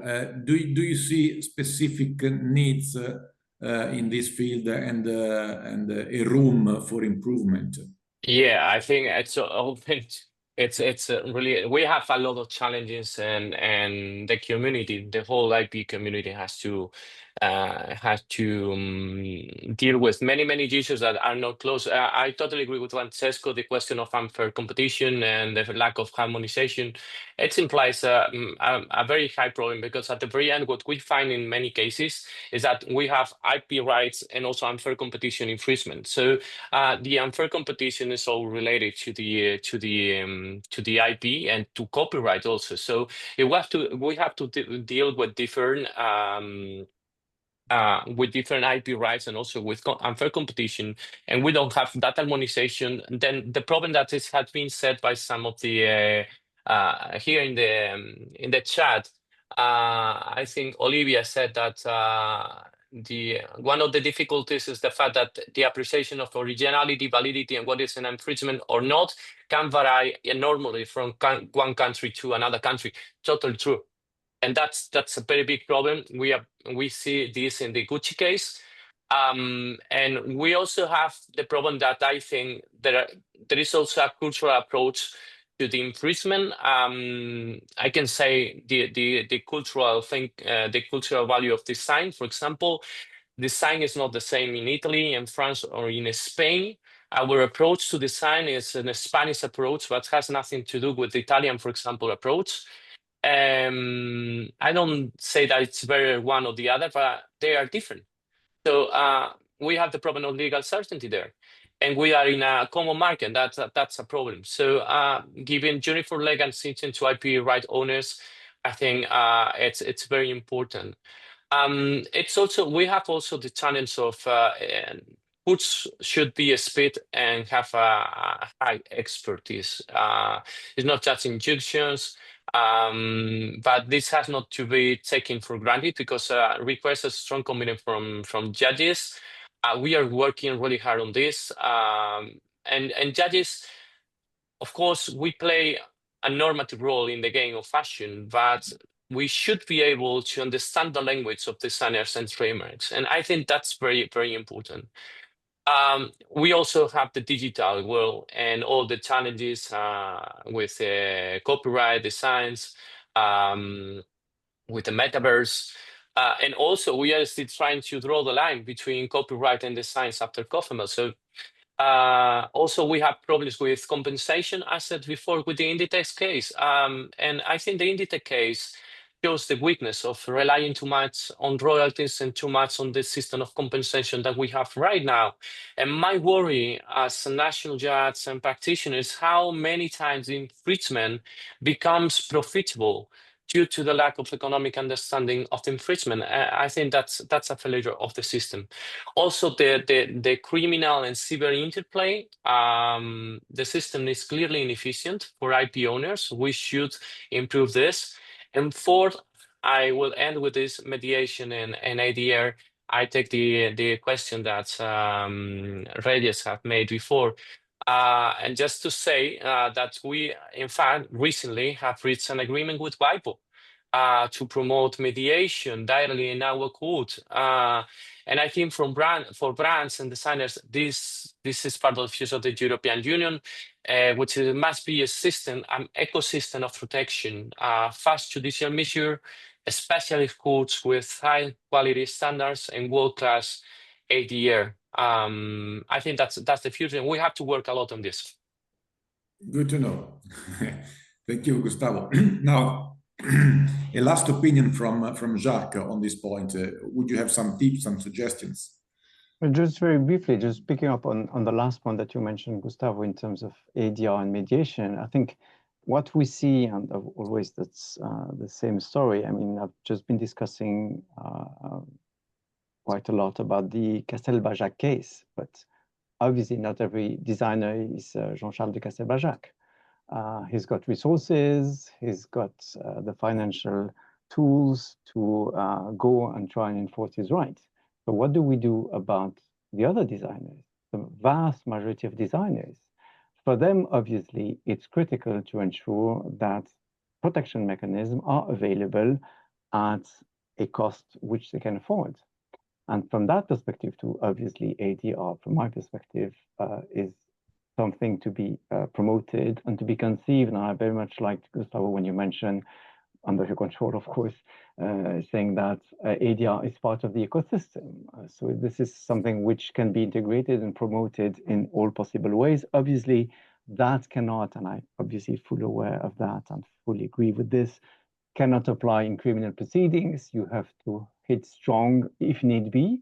But in many circumstances, dealing, and that was my focus somehow, with brand-related issue, with designers' name versus trademarks, I really feel that there's a need, and not looking only at the superstars who did litigate and for which can hopefully provide clarity as expected from the Court of Justice decision in the Castelbajac case, but for all the other designers. And we have to think very carefully about them and make sure that they are also protected to the extent required by effective tools. And as mentioned, ADR here has a major role to play. Thank you. Thank you, Jacques. Chris, I think we can go ahead with the second panel. I think also that we had a very stimulating presentation and the frame of what disputes in the fashion and luxury industry are. So if you agree, we can go ahead with the second panel. Thank you. Thank you, Jacopo. So to introduce panel number 2, which will run about 15 minutes longer than scheduled, so to around 12:45. Panel 2 is on arbitration, mediation, or court litigation, strategic considerations for fashion and luxury brands.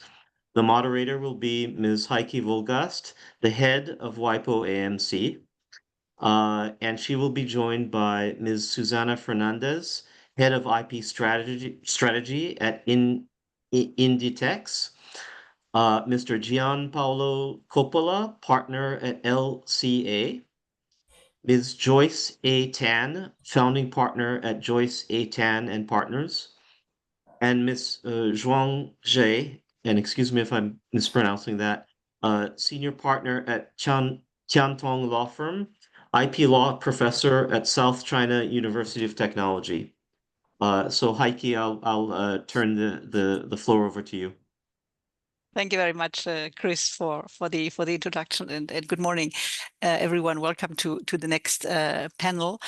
We have, of course, heard in the previous panels and presentations a lot of references and quite substantive discussions already concerning disputes in the fashion and luxury goods sector. And also references to mediation and arbitration. So in this panel, we will now really zoom in on these alternative dispute resolution options and hear from our expert panelists their well, experience, expertise, but also some thoughts going forward.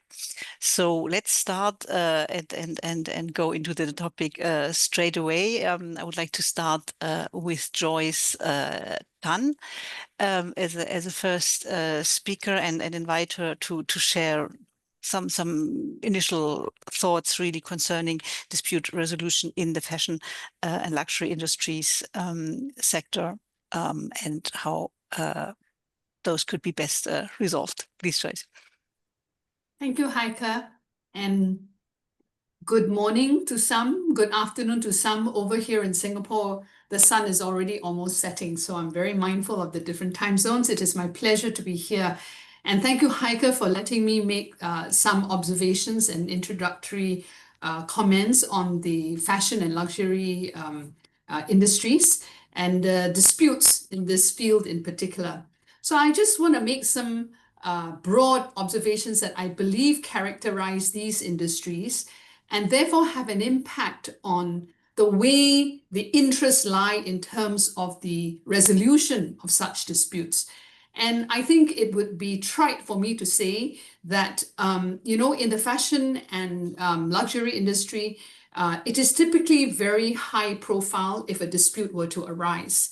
And that's because, you know, it is industries which spend a lot of resources, time, and investment in promoting brand, because that brand is very much associated with a lifestyle. And so when we look at the disputes of this kind of industry, I think I would suggest that we are mindful of the context and the way in which a dispute in this industry may arise.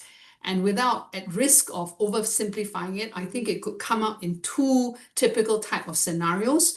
A dispute that arises because of a pre-existing relationship, typically a contractual relationship. Or it could be a dispute that arose or that arises in the absence of such a contractual relationship, the typical infringement type of situation where a brand owner asserts rights with an unauthorized against an unauthorized user. In either case, we have a situation where clearly the market would be extremely sensitive to how the dispute plays out between the disputants. And so naturally, we see that the stakes are high. And the implication of the brand owner running the risk, as you do in every litigation, is, of course, a big gamble. I mean, for every assertion of rights, there's also some element of risk that the rights may, in a complicated situation, not be enforceable, or that, you know, someone else could assert an equal or challenge that right in a way that could play out in a surprising way. So when you think about it in those terms, brand owner of well-known luxury and fashion brands actually do sometimes will have to weigh up the risk of going litigation all the way. And it doesn't mean that because you commence litigation against an unauthorized user that you have to resolve it only through the bitter end of the litigation process, right? And this is where alternative possibilities offered by ADR can become extremely attractive to brand owners. Because, you know, the first key thing you note is the confidentiality of proceedings in ADR, whether it is mediation or arbitration. Not only do you get to manage the confidentiality of things not necessarily always playing out in a public way. For example, in certain jurisdictions where maybe the brand owner didn't manage to secure all the registration rights, right? So you also are able to control outcome, particularly when we are talking about mediation, right? Which of course floats up as a very, very attractive option, because with mediation, not only is it sort of something you do because you have control over it, but you also are able to discuss issues way beyond the way the dispute may have manifested itself in a court of law. So confidentiality, control, and all of this sort of plays up very nicely, in my view, with the concerns of brand owners, which could come up very public, very high profile, very big stakes, where you can't really sometimes afford to be, you know, an all or nothing winner, because to be an all or nothing winner, you could also be an all or nothing loser. And the risk of that is something that I think brand owners would want to take on board with a lot more consideration than sometimes can play out in a very gung-ho litigation preparation consideration. So those are my initial comments. I think maybe Susanna from the industry will be able to maybe comment and see whether those observations are well placed or not. So over back to you, Heike. Thank you. Thank you so much, Joyce, for these initial thoughts. Susanna, I would like to turn over to you now to share with your thoughts and consideration on dispute resolution strategies, really from an in-house perspective. Please go ahead. Okay. Thank you, Heike, and thank you to WIPO for inviting us to participate in this insightful conversation. I think we are aligned there, Joyce. I think in-house practitioners are expected to have a very business-oriented approach and to pay special attention to everything which allows the business to flow and grow without risk and distress. Of course, in addition to creating value to our business, we have to put the focus in avoiding disputes. And when this is not possible and disputes arise, we have the focus in managing them in the best possible manner with the minimum possible impact to our business. In the fashion industry, the brands, as you have suggested, Joyce, try to establish a very strong connection with the clients and their identity and values, and they try to align the customers with the brand ethos, so the disputes can really impact and damage this special relationship and this kind of challenging connections that all brands try to establish with their customers. In the case of luxury goods, especially, the industry sends a promise of exclusivity, of creativity and craftsmanship, and disputes as the one we are talking about today can lead to disappointing customers or disappoint their expectations, to generate skepticism or reject and really affect the brand aura. This is very important in this industry. Of course, any dispute represents a threat for any brand of any kind of business, but and very especially in a world where information is accessible to everyone very rapidly, very easily, in a manner which is not always accurate, the information, or is always verified.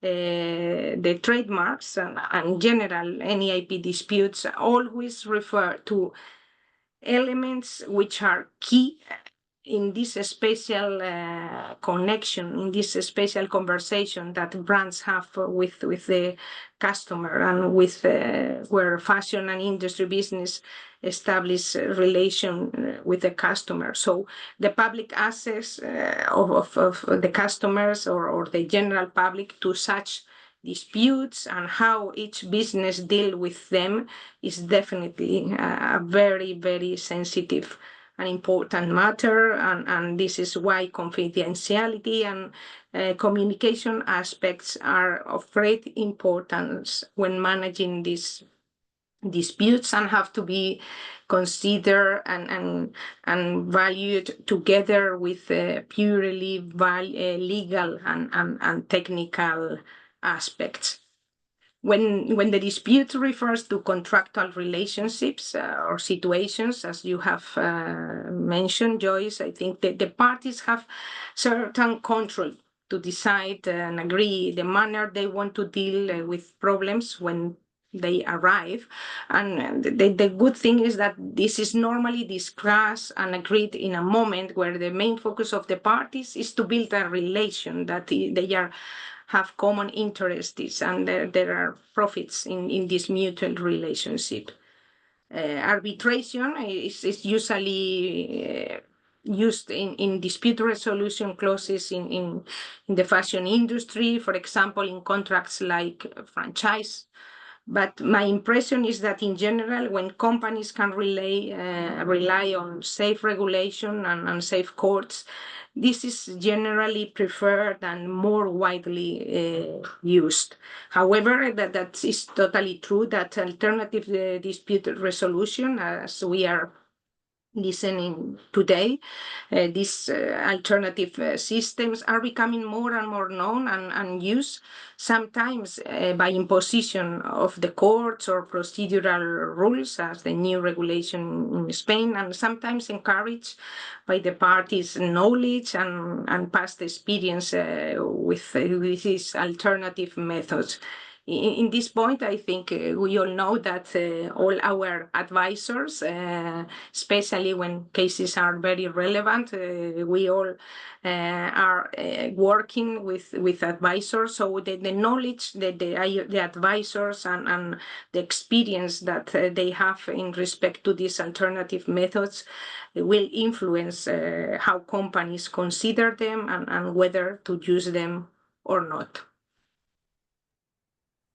Thank you very much, Susanna, for these thoughts, and I think it very much is in line with what we see in our own caseload. That cases that are based on contract clauses, there often is as a first stage a mediation clause. And then as a second stage, an arbitration or court litigation procedure. And I think we have a discussion on clause drafting after the lunch break, where we can discuss this in more detail. Thank you very much. I would now like to turn to Ellie, who is joining us from China. And then I would like to invite you to share your comments concerning dispute resolution in and out of court in the luxury and fashion industry in China. Please, Ellie. Thank you, everyone. And I'm very happy to join this meeting with WIPO. And from now on, I would like to talk something about something new change in China, and how to protect the intellectual property, especially for the e-commerce. This change, I think it will maybe very helpful for fashion and luxury brand to keep their legal rights in China. First of all, and there is a new version of the anti-unfair competition law coming. This new law will start work in the last 3 months in this year, and it will protect more parts of a brand overall image. And as you all know, e-commerce is a very important way to sell things in China. For some fast fashion company, I think maybe over 80% of their money even comes from online sales. But in e-commerce, getting consumer to notice you is not so easy. Before they receive your products, they never know how good of your clothes. They just look at the picture. So the people, before they get the product they buy, they can only use the website picture, product information, and other buyers' comments to know what the product is like.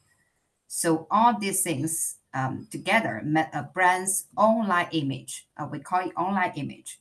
And even if these things are registered as a trademark, if someone uses them without permission, it can confuse the consumers and make them buy the wrong stuff. So from now on, this new law would like to stop this kind of confusing behavior. It says that it called them unfair competition, and it gives brands owner a good way to say no to the copycat, especially in the e-commerce. And I would like to introduce something about this new law. What part of a brand that now it would be protected, even though it not become a registered trademark. The first of all is some product name, maybe some just a product name, not the trademark. A package or design that many people know. And the second, maybe the names like company shop names, shop name, and even personal name, like a pen name, or maybe you have an online name or user names. If it's well known, that cannot be copied. And the third one, maybe something like the part of the website address, the website name, something is very important for the e-commerce, and also social media account name or just ad name, icon, and lots of the people recognize. If there's some people recognize that, it can be protected. And this is the first change. And I would like to introduce the second change. The new rules also very focused on the keyword apps. The keyword is the how the consumer tap into the website, and the traffic tools may hurt brands' right in e-commerce. Under this new law, if you use another company's product name, company name, or even those short forms registered, of course, the trademark is also. If you use them not be permission, it would be recognized as the unfair competition. Let me give you some example. Maybe it will make you easy to understand that. Suppose people would like to buy clothes or the toy from the fashion brand, maybe Labubu. They usually type the Labubu into the search box. Now, if a company A uses Labubu as a keyword in its own ads, when the people search for real Labubu products, they will see company A's product instead. So even if company A's product have their own brand name, not take the Labubu online, not take the Labubu words in their products, but they take Labubu's online consumer and pay attention like this. It's not correct for the new law. And under the new law, this is unfair competition. So to sum up, these two change, I think it will make e-commerce a safer place for fashion and luxury brands in China. They can help brands fight against copycats and keep their consumers from getting confused. Thank you for listening. Thank you very much, Ellie, for this update on this legal development in China relating to the commerce of fashion across platforms, and we'll get back to that in the discussion. I would now like to invite Gianpaolo for his initial thoughts and with the focus on arbitration and an arbitration case example. Please, Gianpaolo. Thank you, Heike. Good morning or good afternoon to everyone, and thanks to the organizers of the conference. Many speakers have discussed the advantage of confidentiality for arbitration for fashion houses, and I will have the pleasure of discussing publicly an arbitration award in the fashion industry. The case was it was an arbitration administered by the Milan Chamber of Arbitration. It ended in 2022. our client was Valentino, which you always know, of course, and the opponent was an American company called Mrinalini Inc. The case is public because the award has been recognized in the US and in the United States. Almost everything about civil proceedings is public. So the award has come to the attention of the legal press and of the libraries, and it is published on Mundi for whoever wants to have a read. I will tell you about briefly about the facts of the case because the facts are, I think, typical of the fashion industry. The relationship between the two companies was long-standing. They started working together in 2006, and Mrinalini supplied Valentino with embroidered swatches and dresses. After around 10 years, the parties formalized their collaboration with some general purchase conditions, which contained an arbitration clause, and general processing conditions, which also contained an arbitration clause. With these general purchase conditions, that was a particular procedure for the following supplies from Mrinalini to Valentino, which was never followed, actually. The commercial relationship ended in 2020, and as usual, there were accusations from both sides. In particular, Mrinalini accused Valentino of not having paid swatches over the years, of copying certain swatches which were creations of Mrinalini, and stealing trade secrets. Mrinalini also registered certain designs in the United States. So we commenced an arbitration in Milan for declarations of non-liability and to challenge the copyright registrations. At the same time, Mrinalini started legal proceedings before the New York courts. The case, Mrinalini basically contested the jurisdiction of the arbitral tribunal, argued that the arbitration clause only should have been applied to supply orders, which however never entered into, as I said. And so the first and most important issue of the arbitrator was the scope of the arbitration agreement and the arbitrability of certain kind of disputes. The clause provided for the appointment of a sole arbitrator. The chamber appointed a German lawyer, Dr. Matthias Stecker, with experience in the fashion industry, and knowledge of Italian, which was relevant because Italian law was the governing law of the agreements. I have written in the chat the arbitration clause. I'm not sure everyone can read it, but the clause was any dispute that may arise connected to the agreement, as well as associated or connected to its execution, interpretation, enforcement, validity, shall be referred to a sole arbitrator appointed by the Council. We argued that this clause was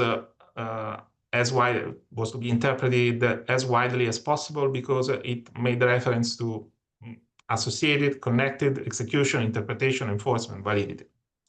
Mrinalini, on the other side, argued that agreement was only a specific purchase order with acceptance entered after the execution of the general purchasing conditions, which never happened.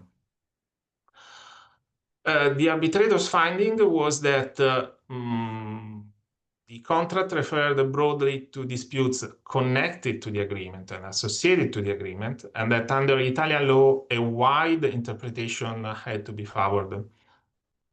So he found that the business relationship was a long-term supply agreement covering everything: supply of watches, supply of garments, intellectual property matters, trade secrets, and even events occurred before the entering into all the arbitration agreement. The broad reading was crucial because it avoided fragmented litigation in multiple forums and allowed a single tribunal to decide the full dispute.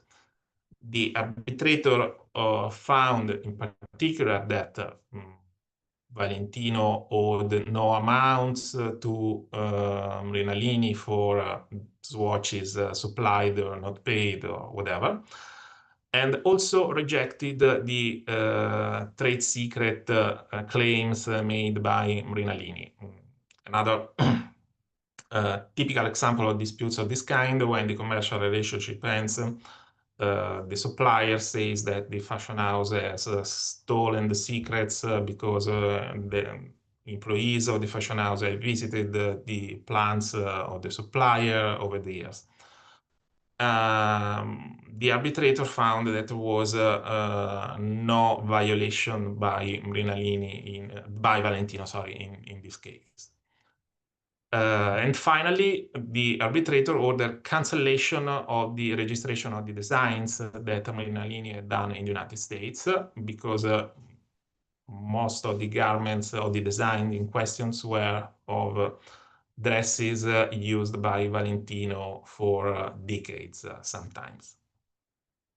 The arbitration award was confirmed by the Court of Appeals of Milan recently. It was challenged by Mrinalini, but the challenge was rejected, and Mrinalini did not go to the Supreme Court, so it is now res judicata. And as I said, it was also recognized in the US. The recognition was challenged, but again confirmed. The US case is still pending, but we hope it will be dismissed pretty soon. That's all. I hope it was interesting. Thank you very much, Gianpaolo. It is, and I know there are many details around this case that would be very interesting to discuss in more detail. But as you said, a lot of information around this case is available publicly. So of course, everyone is invited to look into more details. I would go a little bit back for the next part of this session on mediation, and I would like to ask Joyce. Of course, Joyce, you have been acting as a mediator. You also as a WIPO mediator many times in trademark, franchising, and other IP and commercial disputes. So I would like to ask you if you could share a bit. What are the key elements, really, if we zoom in the mediation procedure that are helpful to make a mediation successful? In other words, help the parties find a settlement, please. You're still muted, Joyce. Joyce, you're still muted.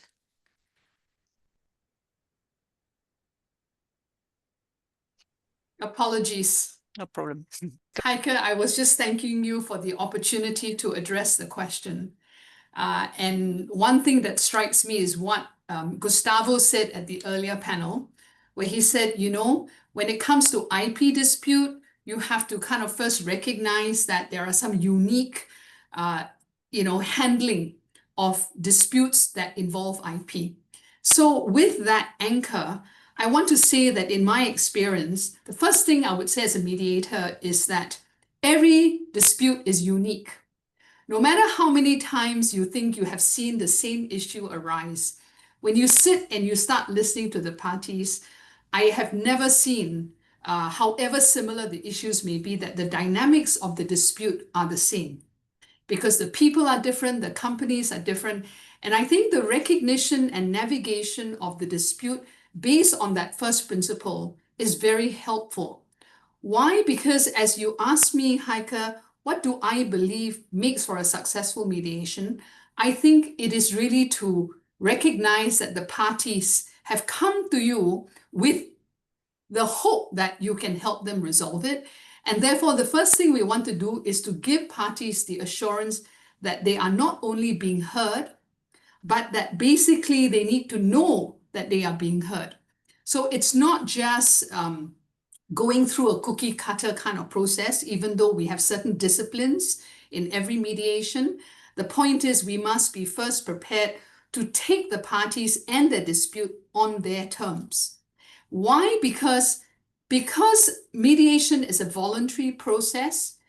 I'm always mindful of the fact that at any time, if either party doesn't like the way it's going, they can walk out.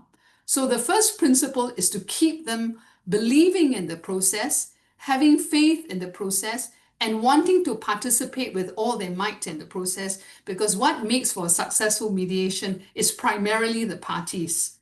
And the mediator is a facilitator to keeping the parties engaged and committed to the process. And what do I mean and how do we achieve this? I think first, they must have faith in it. And the mediator makes a lot of difference as to whether the parties believe in it. If you tell the parties that, don't worry, this is a confidential process, or if you tell the parties, there are certain information that you may wish to only share with me in the private caucus session, you cannot accidentally go to the plenary session and forget that you committed to the confidentiality of the information. So there is a lot of discipline that I believe the mediator must ensure is exercised. You cannot afford to slip up just because you say, oh, I forgot. Yeah, all right, sorry, that was confidential, wasn't it? Even to the other party. So there are certain protocols that I believe that the mediator must be very mindful of. And therefore, if we assure them of that, then it must be. The other thing that I believe is a factor to take into account is non-IP issues coming up in the dispute. And I have not seen an IP dispute that didn't have non-IP dimensions. And the non-IP dimensions is where sometimes parties have a very vested interest in it. No matter how commercial and corporate the dispute may take the form of, underlying it, I always find exists some human emotions. So these human emotions are real. They can derail the success of the mediation, or if navigated well and with great respect, can actually present very, very wonderful opportunities for the parties to go away feeling like they've been heard, they've been understood. We really understood what the stakes were for the parties. We respected the fact that this was very important for the parties not to take it lightly. And sometimes these come up also in a very cross-border context. Now, the cross-border context is something that I also feel an IP tuned-in mediator can really help to navigate.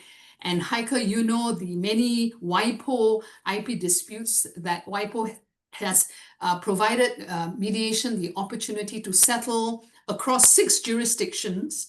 And all IP lawyers know that even a trademark that looks the same in 6 jurisdictions are actually different pieces of property, right?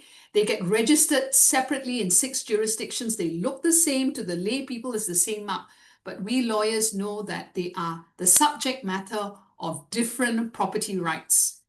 These different property rights exist under legal systems that are not identical across the countries, despite the harmonization of IP treaties.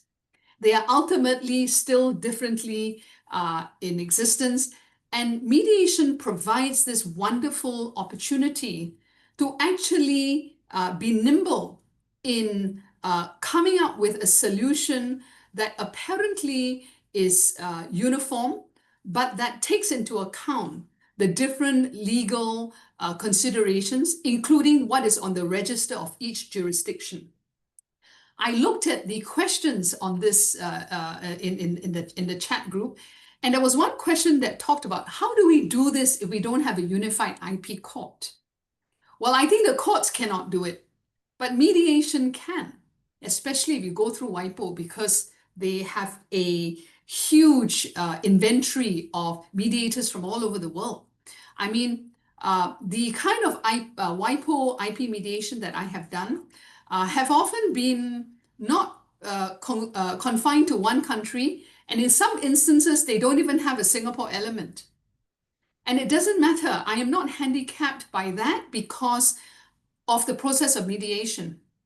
If we compare that to court litigation, there will be many technicalities that the judges will have to face and may sometimes have to disqualify themselves from even adjudicating on it, because sorry, that's a property right that the jurisdiction of which is outside of my purview.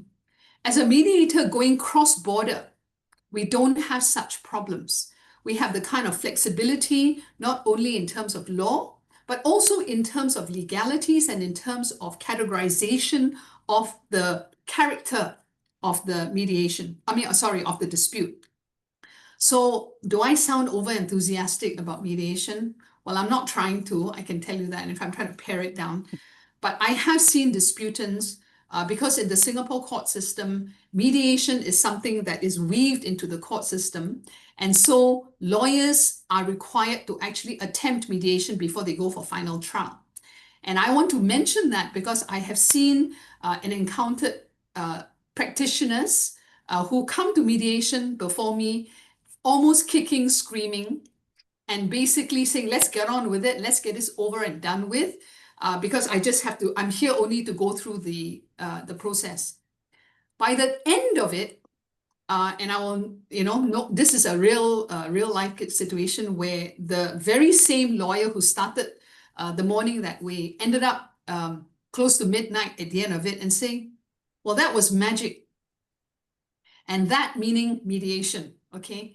Because in the right situation, and if we leverage what it can offer us, knowing that the parties are being served, there are many underlying opportunities that mediation allows. And I think as the world gets more fractious and, with many more differences, like I said about 2 weeks ago in a AAA event, mediation could well be a dark horse of dispute resolution. And I think on that note, my 5 minutes are up, so I better conclude very quickly. Thank you for your attention. Thank you so much, Joyce. And I think especially this point that you mentioned, the ability within the mediation to consolidate disputes across borders is very relevant and something that we see very regularly in our caseload. We have cases that start in just one jurisdiction, and then once the parties start working with the mediator, it becomes clear that the dispute is much wider and can be handled in this one proceeding. Thank you very much.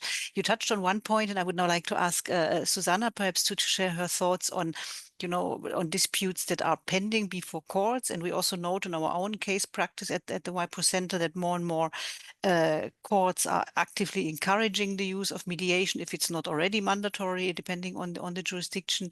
So Susanna, I just wanted to invite you to share some thoughts or your experience with the use of mediation in connection with court proceedings, please. Yeah, thank you, Heike.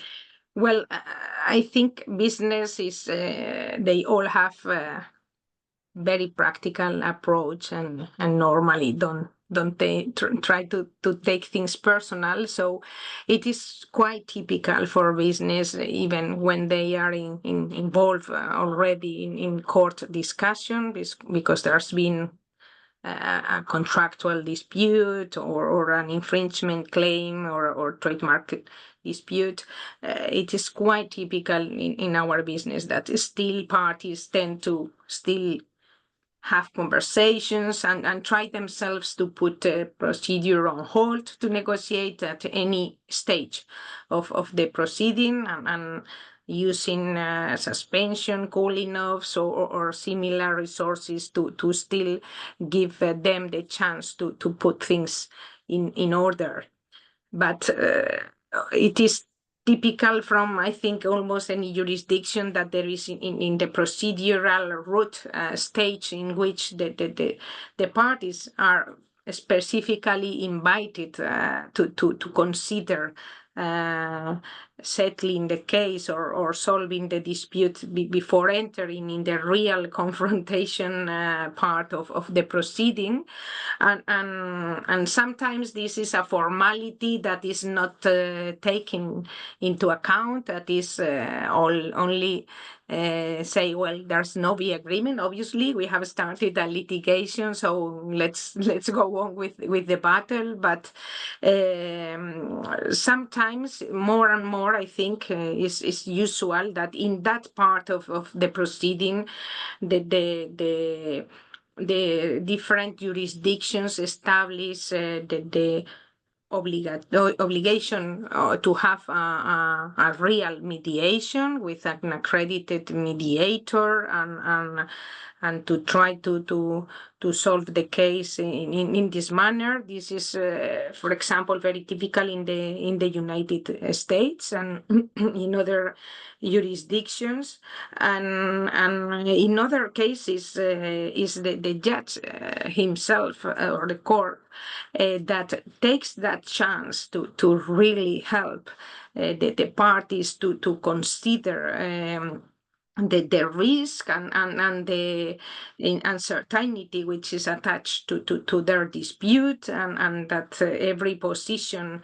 has a risk, and sometimes this helps the parties to find an agreement in the context of the legal proceeding. In fact, for me, long time ago, my first contact with mediation was precisely in the context of a trademark discussion in Germany, and this was solved with an agreement before entering in the really contentious trademark discussion, because the judge explained each party that there could be an important risk. There was an ally in all the discussion, and that he was very good. He proved to understand what was the discussion and the reasons why the case was taken to him, and to draw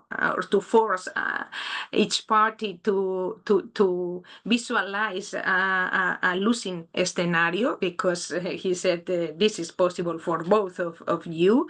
So this steered an agreement that had been impossible to reach before taking the discussion to him, and for me it was a very good experience. It proved that a mediator with a good understanding of the discussion and why the parties have reached that point, and with authority and genuine, in my view, there was in this professional a genuine interest in helping parties to resolve the dispute, can prove to be very helpful, and for me was quite impactful in the rest of my professional life.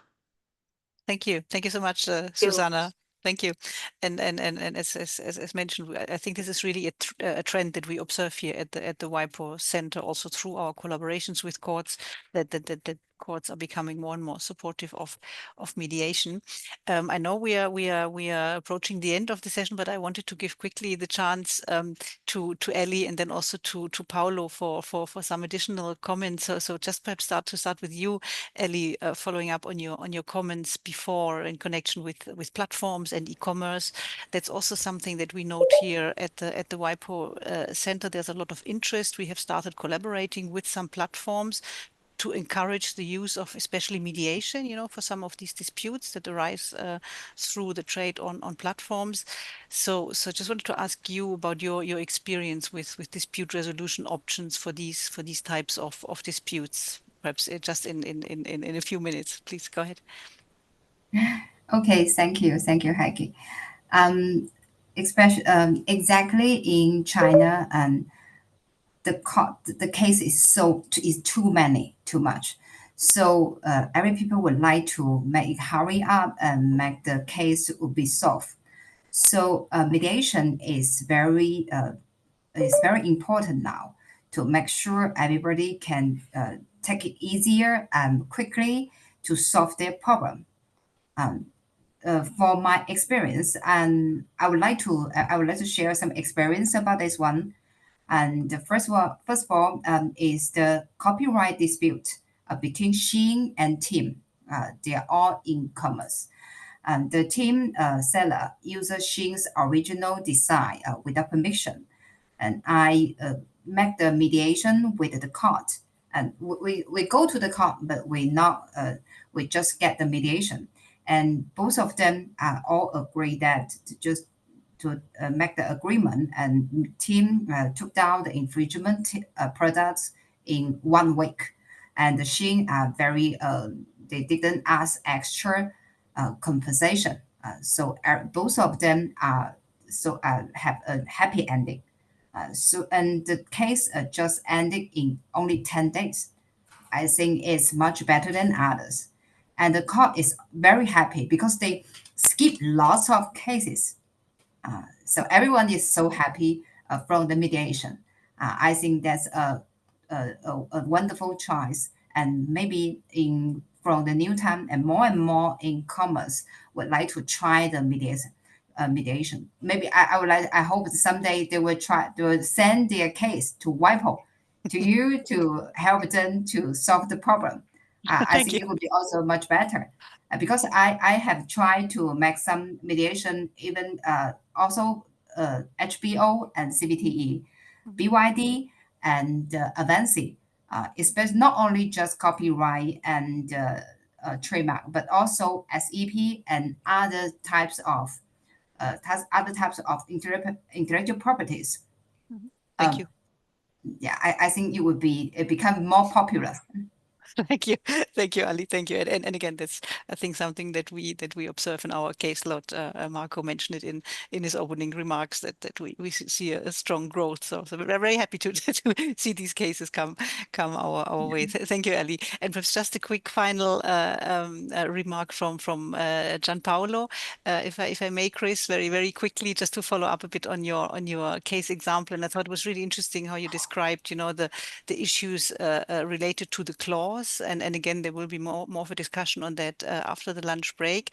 But I just wanted to ask you, do you have some practical tips concerning the drafting of arbitration clauses to avoid some of the issues that you were describing? Please. Yeah, it's very simple. Don't mess with the clause. Use the standard clause of the arbitration chamber or organization that you can choose. There are a number of reputable arbitral institutions, and all of them are more experienced than any lawyer. So you can exercise your fantasy creativity on all other clauses, but please stick with the model clause of the institution. This is not my words. It's the former general counsel of ENI, the Italian petrol giant. So he has seen thousands of arbitrations, and he has seen that lawyers being creative on arbitration clauses often make problems. So that's all. Very simple. Thank you so much, Gianpaolo, and I couldn't agree more.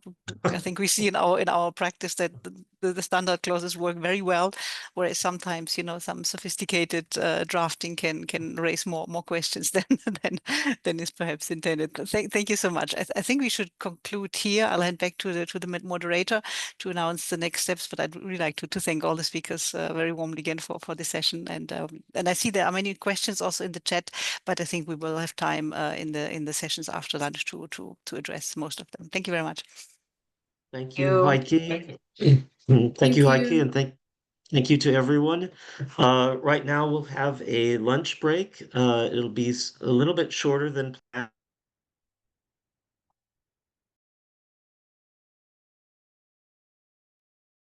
And we will see you back at 1:30 as planned. So see everyone pretty soon. Bye-bye.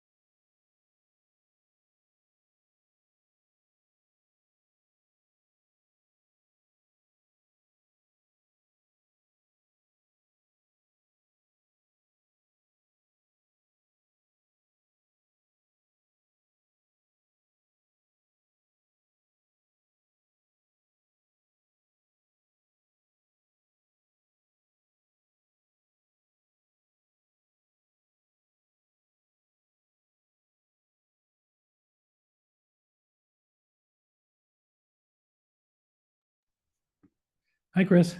Hi, Hi, good Philip. afternoon. Hi, Philip. Hello. Hi, everyone. Hi. I guess Philip, if you and Kiara would like to start, I think we can start the discussion now. There's enough participants, and that way we can stay on time. So without further ado, this is Mr. Philip Landolt, Chair of the European branch of Ciarb, with Landolt and Koch, with the Landolt and Koch law firm. And he will be joined by Ms. Chiara Accornero, who's legal officer with the WIPO AMC. And they'll be discussing designing ADR clauses in fashion and luxury contracts. So without further ado, Philip and Chiara. Thank you very much, Chris. May I check? Can you hear me well?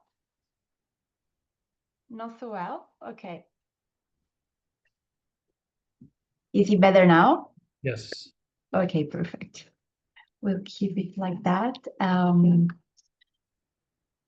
Thank you and good afternoon, everyone. Perhaps I'll start this session that I'm sharing with Philip.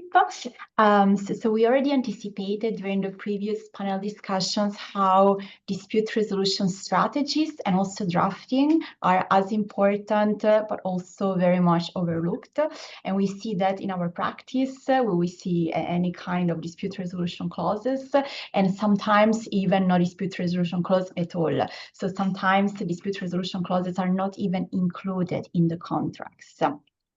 And for us, dealing with disputes when they arise, we really see the importance of considering dispute resolution clauses early on. So ideally, there would be when parties are concluding a collaboration and a contract.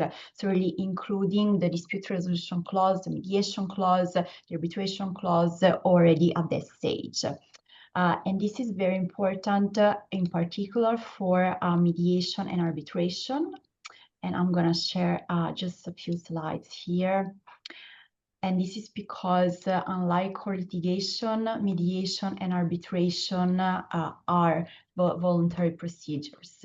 So this means that parties must have at some point in time agreed to refer the dispute to mediation or arbitration. And the beauty also of mediation and arbitration is that in this drafting exercise, they can really tailor the procedure. So for example, the scope of the mediation, the scope of the arbitration, also how the mediation runs or the arbitration runs to fit really their needs. Which suggests to parties, and this is something that have already been anticipated before, is to also use model clauses. We have a number of model clauses because we see that whenever a clause is poorly drafted, it can still be workable, but it can cause some delay, some further expenses. So again, the importance of dispute resolution clauses is crucial, as we see in our experience. And then, Philip, perhaps you would like to go a little bit more in focus on the area of fashion and luxury for dispute resolution clauses. Okay, Chiara. Yeah, so when we look at mediation in fashion and luxury, this morning we've heard very helpfully various features of these sectors that require or at least make important certain dispute resolution features. Mediation, we heard from Michela Ratti that you get a lot of cooperation in this sector, generally speaking. For Ferragamo, the grande signore of fashion, obviously they would like to reach agreed solutions. And so mediation is, very central to the dispute resolution palette in the fashion and luxury industry. When you think about mediation, it really is entirely consensual, although there is a distinction between voluntary and non-voluntary mediation. Non-voluntary mediation is simply mediation that's agreed by the parties in advance, when they adopt their contract. And voluntary is where they just submit a dispute later when it arises to mediation. And, there is a distinction fundamentally in that, in as much as Well, you are looking through a glass darkly at the beginning. You don't know exactly what your dispute is going to be like. But you can set things up in that period when things are relatively calm and cooperative. And it's generally a good idea. But if you haven't been able to do so, or you haven't thought of doing so, you can certainly provide for mediation later when the dispute has arisen. And you can more closely tailor it to the particular dispute, in particular as regards the choice of institution, if it's an institution you want, and the procedure. I'd like now to go to very briefly to various choices of mediation within the mediation umbrella. I've talked about voluntary and mandatory mediation, institutional and ad hoc mediation. So ad hoc is where the parties don't have an institution administering their mediation. It's perhaps controversial, but I would say always try to go for institutional mediation. And this is because, well, one of the reasons is it helps you to get a neutral. So I find when the dispute has arisen and the parties do want to go to mediation, it's very difficult for them to agree on that one individual who's going to be their neutral. Almost by definition, you suspect the other party's candidates and you don't want them. When you've got an institution, they have a mechanism, as there is under the WIPO mediation rules, to select a neutral mediator. And WIPO also knows a lot about intellectual property and fashion and luxury disputes. So they know the right sort of people who could do the job. Another big one, I won't talk about all of them, is procedure. And that's quite crucial because there's so much variation in mediation. I would say quite a lot more than arbitration, which has become to a degree standardized. I would say, perhaps this is not going to make me very popular, but arbitration rules are almost a commodity. They look very similar. Now, it's true that the WIPO rules have particular strengths. I'm speaking for a moment about arbitration, in particular confidentiality, as Ignacio mentioned. But it must be said, there's not a lot of ingenuity in arbitration rules. They generally follow along a pattern established by UNCITRAL in their model rules. But in mediation, you get a great deal more variety, and you can really choose in a very effective way institutional rules. For example, the WIPO mediation rules have really useful provisions that you might not think about agreeing to, like the fact that time limitation is stayed while the mediation is operating. People don't think about that, but it's absolutely crucial. It gets you an opportunity to, to concentrate on the mediation without worrying about keeping your action alive. The WIPO rules have provision for the mediator suggesting various follow-on proceedings like expert determination. And the WIPO rules on mediation have extremely effective confidentiality provisions. That's very significant in the choice of WIPO mediation. I think, Ciarb, I may be stealing your fire to a degree because you will speak a bit about this. There are important choices in mediation, and I think, if parties are informed, they can favor the settlement through the choice of their institution to assist them, the choice of rules, and the choice of procedure. That's that slide there, Chiara. And now key features of mediation. We can run over that very quickly with regard to fashion and luxury. Confidentiality we saw, absolutely crucial. You can even buttress, you can fill out your confidentiality requirements in mediation because it's all consensual. Flexible, you can do what you like with mediation largely. But one thing's for sure, if you want to have an effective mediation, it's important to fix a time period for it, because otherwise, under many jurisdictions, it's just not enforceable. The parties can proceed immediately to binding dispute resolution, such as arbitration. And mediation is very cost effective and speedy. The general practice, I suppose a lot of you will know, is that the mediation hearing lasts 1 day. That's kind of a practice everybody sort of expects to happen. And it's interesting that this has become the practice, but it just goes to show that even the most complex disputes can be distilled into 1 day of hearing with preparation. And because it doesn't take a lot of time, it's pretty cost effective. WIPO mediation is very cost effective. Both WIPO and the mediator don't charge a great deal of money. The WIPO rates are between 300 for the mediator, between $300 and $600 US an hour. and that needs to be agreed with the parties. Another reason why you want an institution, because they help you to agree on how much you pay the mediator. Otherwise, there's this race to pay between the parties to pay the mediator more, and it gets a little bit of a vicious circle. But this is good value. Now, what is actually not good value usually is all that's happening with your legal representation. Legal representatives in mediation often do an awful lot of work because they're both preparing for the mediation and conscious that everything they're doing they can apply to arbitration later. Their own work product is certainly available and not subject to confidentiality if they themselves will use this material in an arbitration later. So it's this sort of one stone and two birds situation. Chiara, that is what I wanted to say on choices within mediation. And I think we're going to move on now to your treatment of institutional and ad hoc arbitration. Absolutely. Thank you, Philip. And on this, as you already mentioned, parties are, of course, free, whether to choose ad hoc or institutional. Some of the advantages that we see of evolving an institution is, at the end of the day, saving time. So, for example, Philip, you mentioned the appointment procedure. So there's definitely one.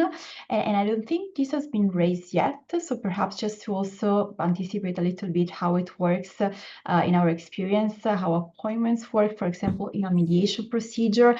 Usually, the way it works is that we ask both parties if they have any requirements they would like the mediator or also the arbitrator to have. And then based on the parties' feedback, we would get back to the parties with a list of candidates, mediator candidates, arbitrator candidates with those qualities. And then the parties can either together agree on the person of the mediator or the arbitrator, or if they're not able to agree, they would rank the candidates. But in a way, we take care of the selection process, proposing candidates, and we work on it together with the parties. So we want the parties to be fully on board with the selection of the mediator and the arbitrator. Something else that we also deal with as an institution is, for example, the financial aspects of the case. So we help the parties negotiate the fees with the arbitrators, with the mediators. We also request for deposits in advance. We take care of all those more administrative matters that at the end of the day help the parties have their mediation, their arbitration in a more expeditious way.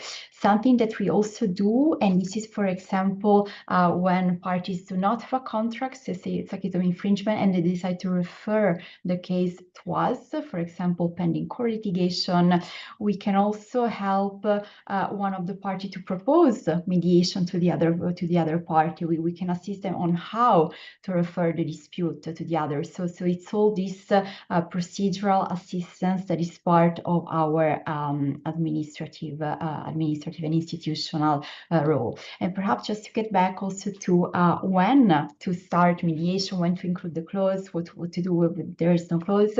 And we also heard it this morning, it is always possible to resort to mediation, to arbitration, even, for example, pending court litigation. This is something that we see more and more often. But what we see is that very often it's a bit more difficult for the parties whenever they're already involved in a dispute to agree on pretty much anything. So even the dispute resolution process. So that's why we see that it's much easier if that's already included in the contract between the parties. So as I was mentioning before, we do have a number of dispute resolution clauses available in all languages. Those are on our website. At the same time, and we said this already, we really suggest to use these model clauses. They were drafted by professionals in dispute resolution. So we really suggest to copy and paste them a little bit. But if then parties require some fine-tuning, something that we can also do is to help them tailor the clause. So very often, something that we do is we have parties coming to us and they want to modify a little bit the clause, and we can do it for them. So there's also a service that we provide. But in principle, the model clauses that we see, they have all the essential elements of an efficient and workable dispute resolution clause.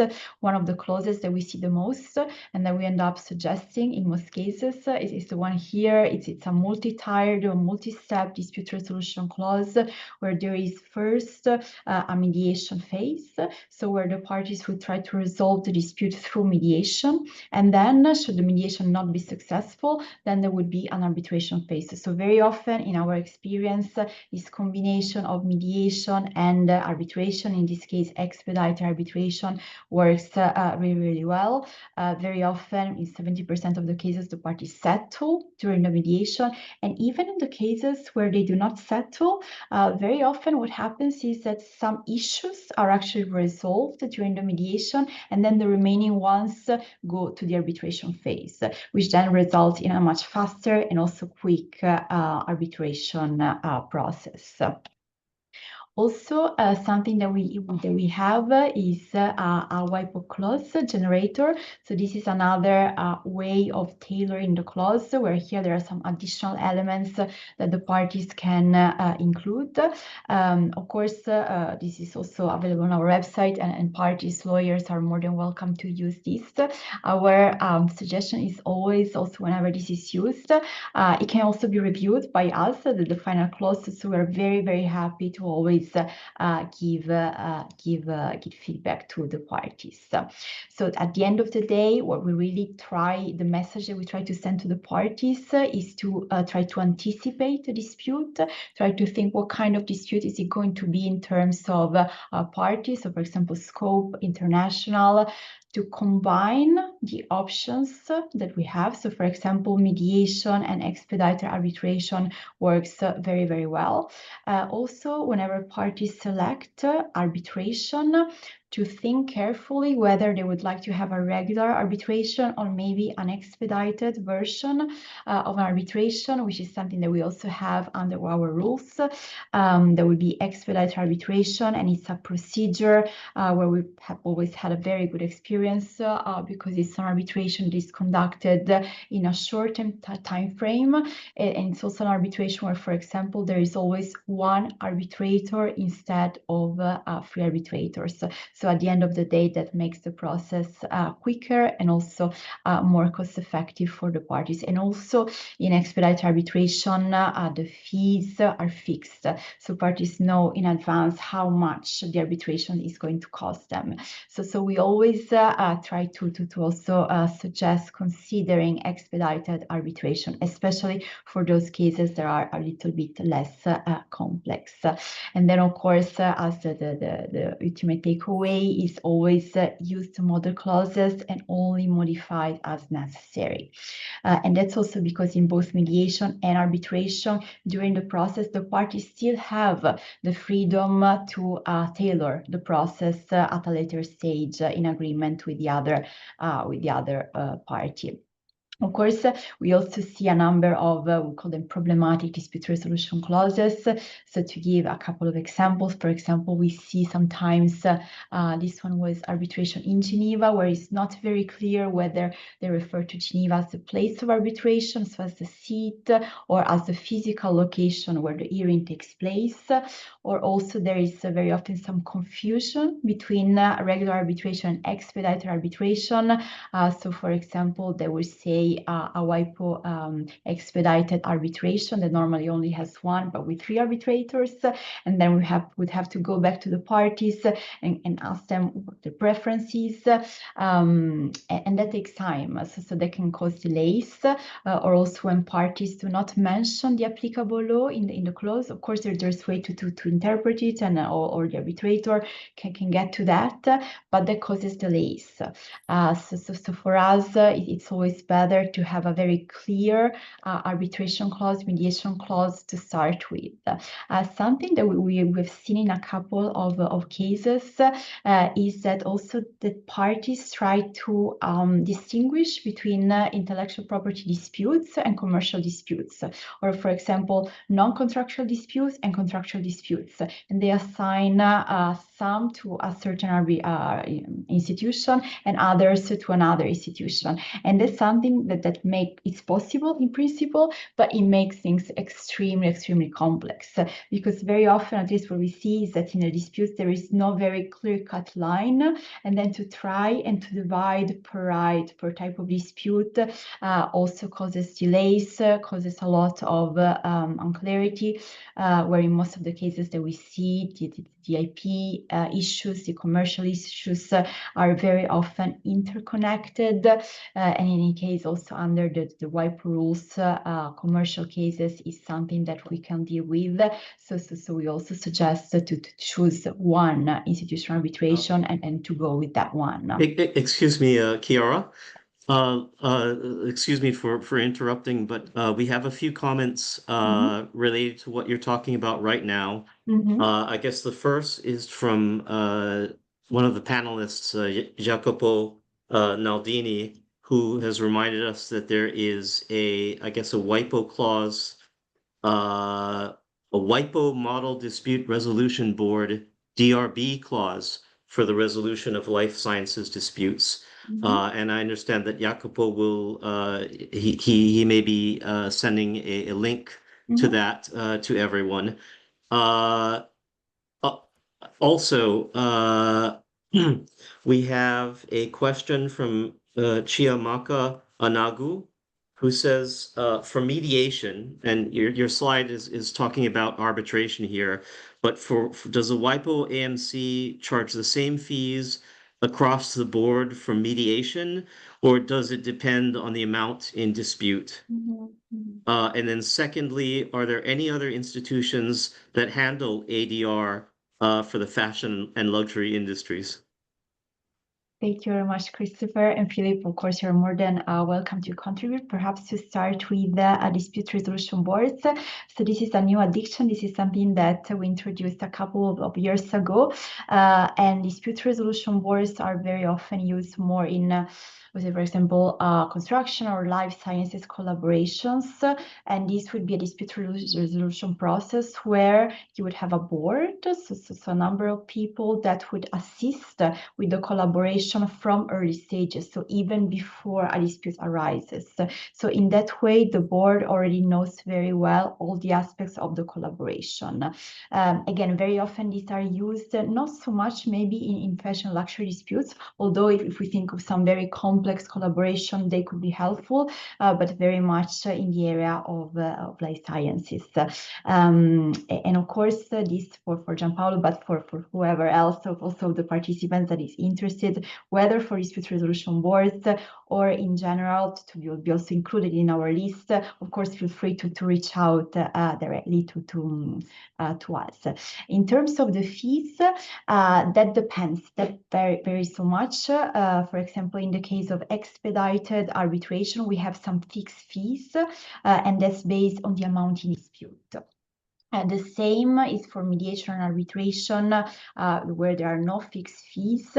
That's also based on the amount in dispute, on the complexity of the dispute, but we try to go a bit beyond that because we try to really tailor the procedure, the mediation, the arbitration to the dispute, to the parties. So for example, for us, it also depends where the parties are based, so the jurisdiction, the complexity of the dispute, or also which types of actors. So for example, if there is an SME, we also have some reductions for SMEs. So we really try to, again, make the mediation, the arbitration fit to the parties' needs and possibilities, and that's part of our role as the institution. So also from the financial point of view, we try to really adjust the dispute to the context. Chiara, have you finished with what you were saying before the questions? Yes, there's a couple of other examples if you would like to present those, or if not, if there is some other questions from the audience, also very happy to discuss those together. Okay, well, I'd like to make a few points, just following up on what you said, Chiara. Wasn't sure what you were going to say, and I think now is probably the time to say it. So in terms of arbitration choices, we've heard about the choice of institution. That's a very important aspect, and it's probably right that one is not going to go wrong in making that choice. When you have standard arbitration clauses, as Chiara mentioned, which is where you should be working from, really, because things can go very wrong. There's usually, if you like, a template with a number of choices to make, and that's the seat of the arbitration, the institution and its rules, the applicable law, which is perhaps not exactly with regard to arbitration. With regard to the rules in the institution, as I mentioned, the rules are largely a commodity across the board. There are some particularities like WIPO's very detailed regulation of confidentiality. There you find, for example, that you get confidentiality attaching to the existence alone of the arbitration. You get confidentiality about anything disclosed in the arbitration, and you get confidentiality in regard to the awards. That's all spelled out in the WIPO rules, respectively, Articles 75, 76, and 77. Most useful of all is the articulation there of the exclusions to the confidentiality rule, which you don't find in other arbitration rules. They tend to say arbitration is confidential. Although you get a template, you get basic features across the board in regard to arbitration rules. There are some particularities. I've just mentioned one. But what does distinguish arbitration rules is the institution governing them.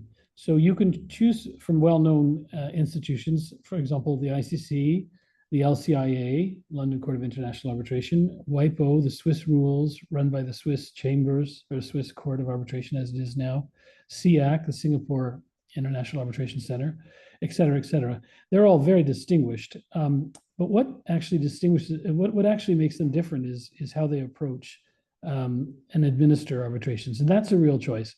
So when you look at WIPO, you get career experts on arbitration. Other institutions, I would be invidious to mention which ones they are, only have sort of short-term appointments. And the counsel there get some degree of experience, but perhaps not as much as the WIPO counsel have, who are very, very stable in their positions and get exposed to an awful lot of arbitration. Also, WIPO is very generous, I'm going to say, I hope that word's not inappropriate, to people using its system. As Chiara mentioned, there are reductions for various users, people who use the WIPO treaties, people who use other WIPO services, WIPO dispute resolution services like mediation, small and medium-sized enterprises. That's defined as anything under 250 persons, which takes in a good part of the Swiss economy at any rate. And so, there's a real advantage when you look at the actual institutions. When I look now at seat, this other factor, it's also one that you just supply in the standard arbitration clause. So you can't go very wrong, except it is of massive consequence. So the first rule is you've got to choose a New York Convention seat. The New York Convention, as you probably know, is about the enforcement of international arbitration awards. And very often, countries actually only adopt it on a reciprocal basis. So they're only going to speed along enforcement of awards that come from other New York Convention states. So that's a basic rule. Choose a New York Convention state. Luckily, most of them are. But within New York Convention states, it's probably a good idea to choose one that has a lot of experience with arbitration, because you're often in arbitration going to need the support of the state in order to keep the arbitration going, get it running, keep it going, and also to police, if you like, the fundamental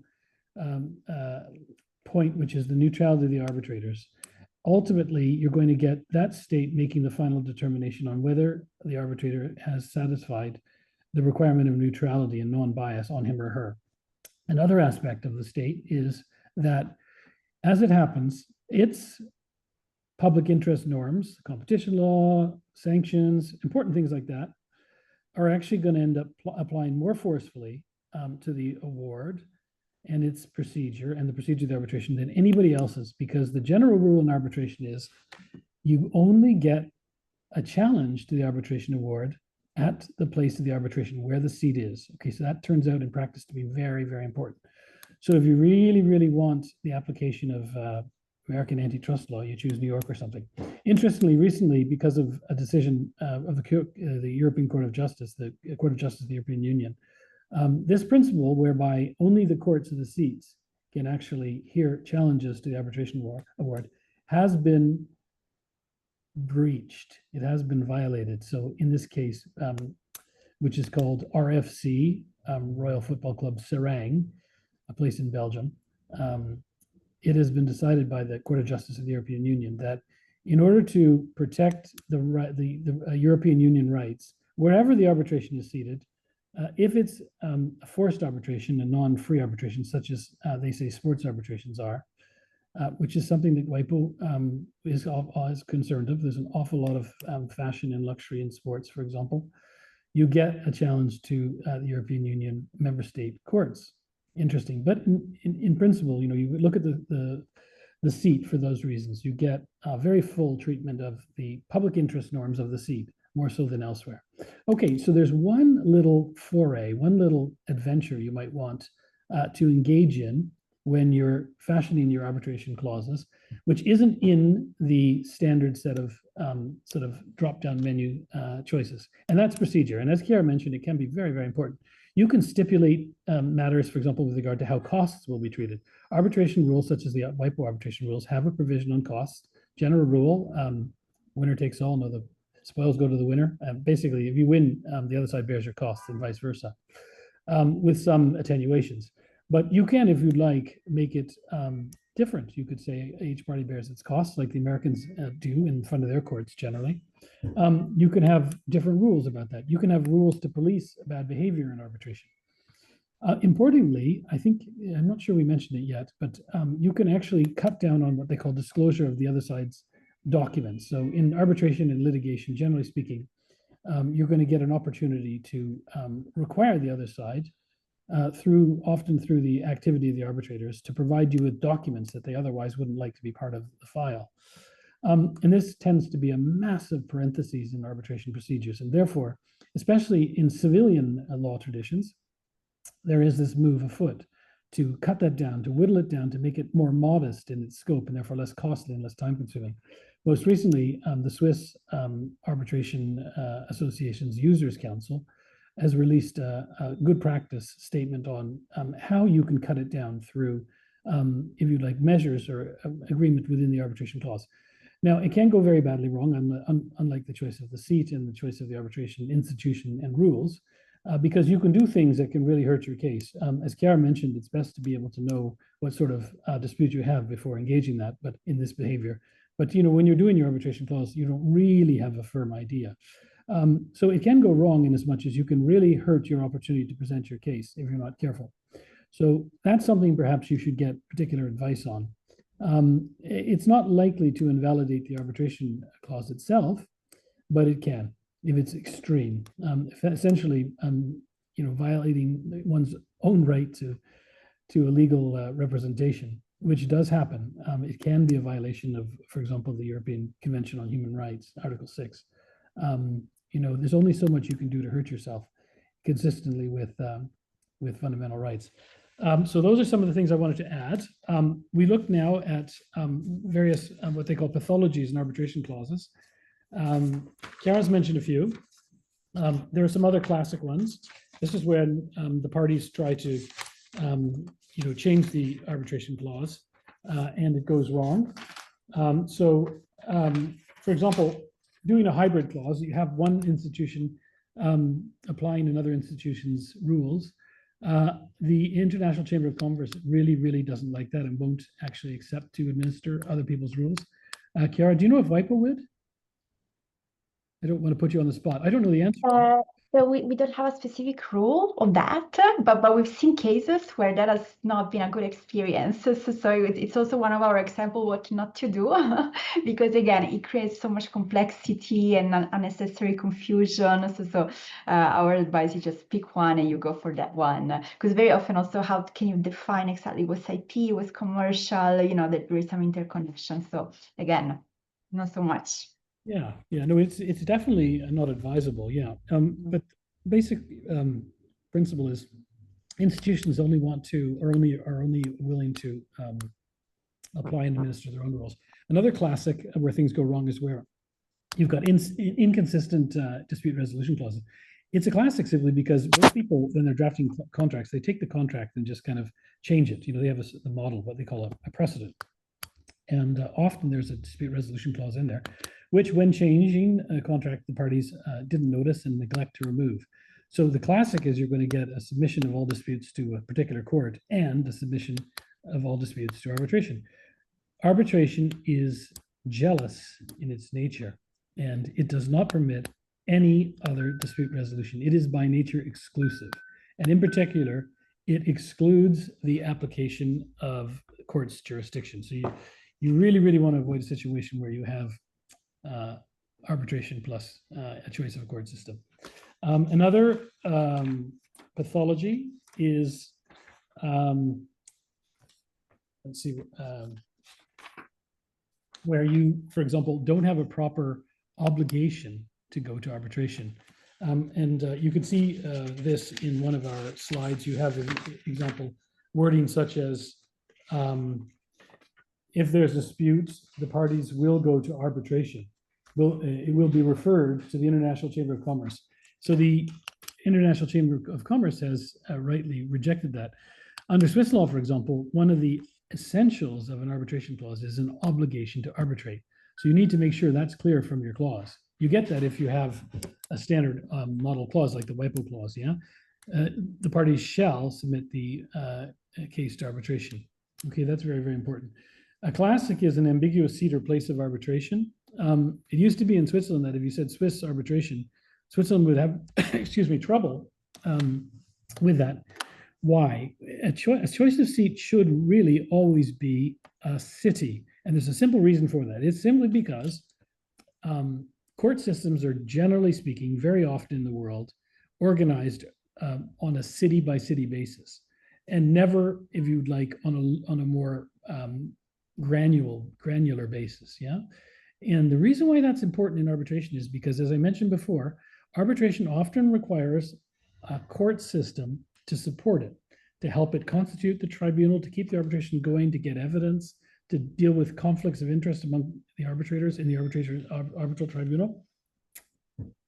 So you really need to know which court system is going to be supervising the arbitration, and also which is going to be reviewing the award based on that heretofore inviolable principle, which the Court of Justice of the European Union has decided doesn't apply to it.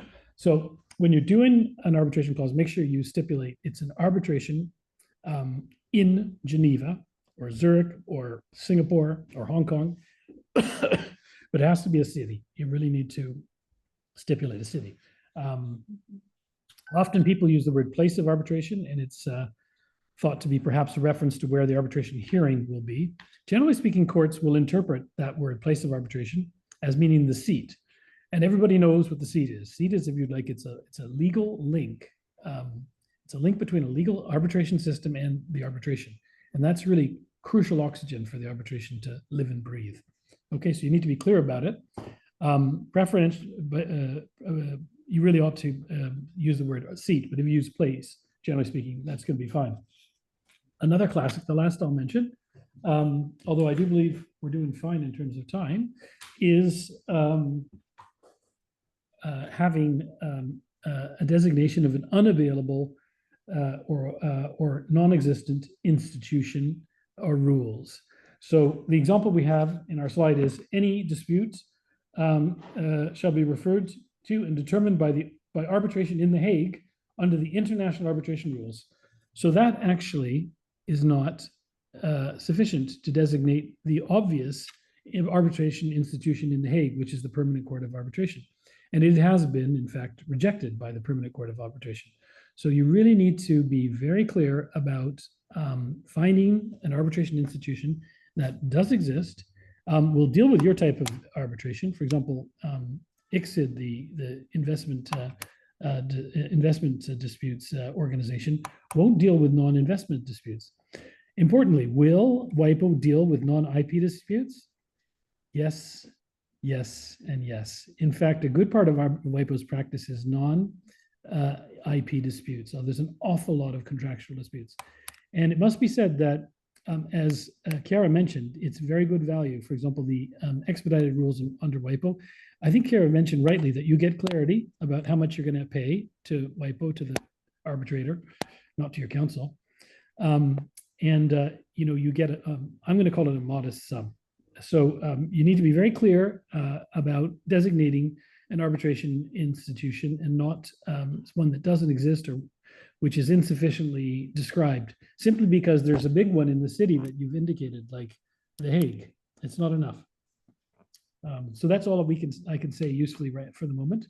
As Ciarb mentioned, we'd be delighted to take questions. Otherwise, we can summarize. I do believe we have some time left as necessary. Yes, and in fact, I saw there was a question on representation, whether especially in fashion disputes, in mediation arbitration, the parties would be represented more by the business persons or by members of IP and legal departments. And Philippe, I don't know about you, but we see that especially in larger disputes, the legal teams also get involved.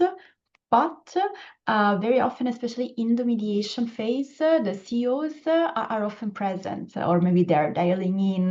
They're very often part of the conversation because also very often they have the bigger picture. And for those cases with, for example, SMEs, when sometimes there is no designated IP or legal team, well, the CEO, the business person can also represent and take part by himself or herself during the mediation. That's also something that we see in our cases, and it's of course possible. Yeah, Ciarb, I think it's an excellent question and a terrific and informative answer. It's true we can't cover everything in this limited space of time, but this is a very important feature of arbitration that's not often noticed. You've heard the expression that war is the pursuit of diplomacy by other means. That's a little cynical, but you could say that arbitration is the dispute of business by other means, inasmuch as you don't get this complete step change that you get when you go to courts.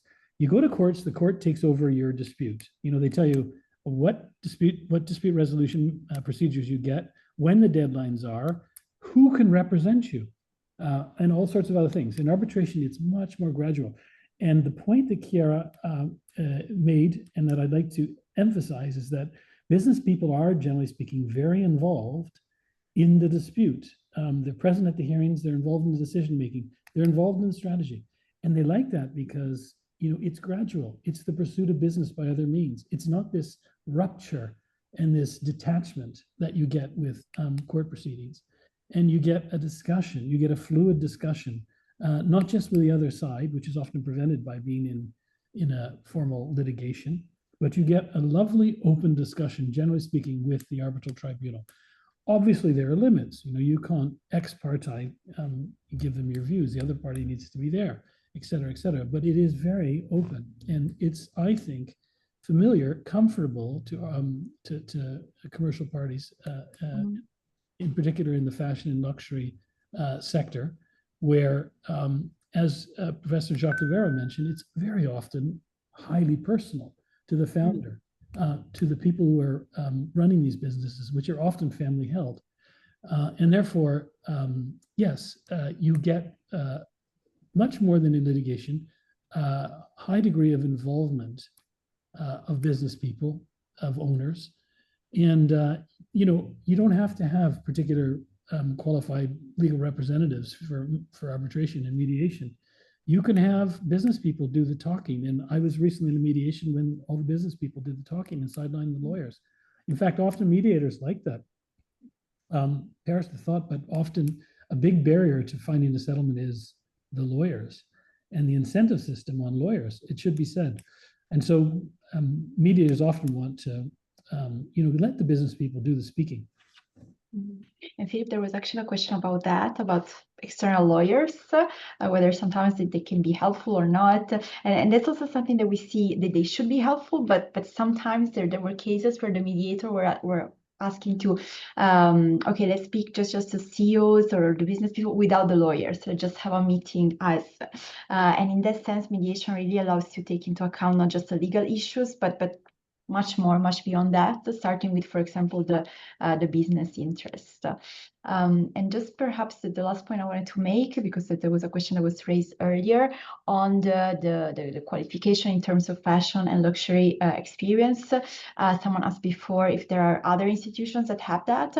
I'm not aware. What we try to do is, of course, we have mediators, arbitrators specialized in, for example, copyright, trademarks, patents, all areas of IP.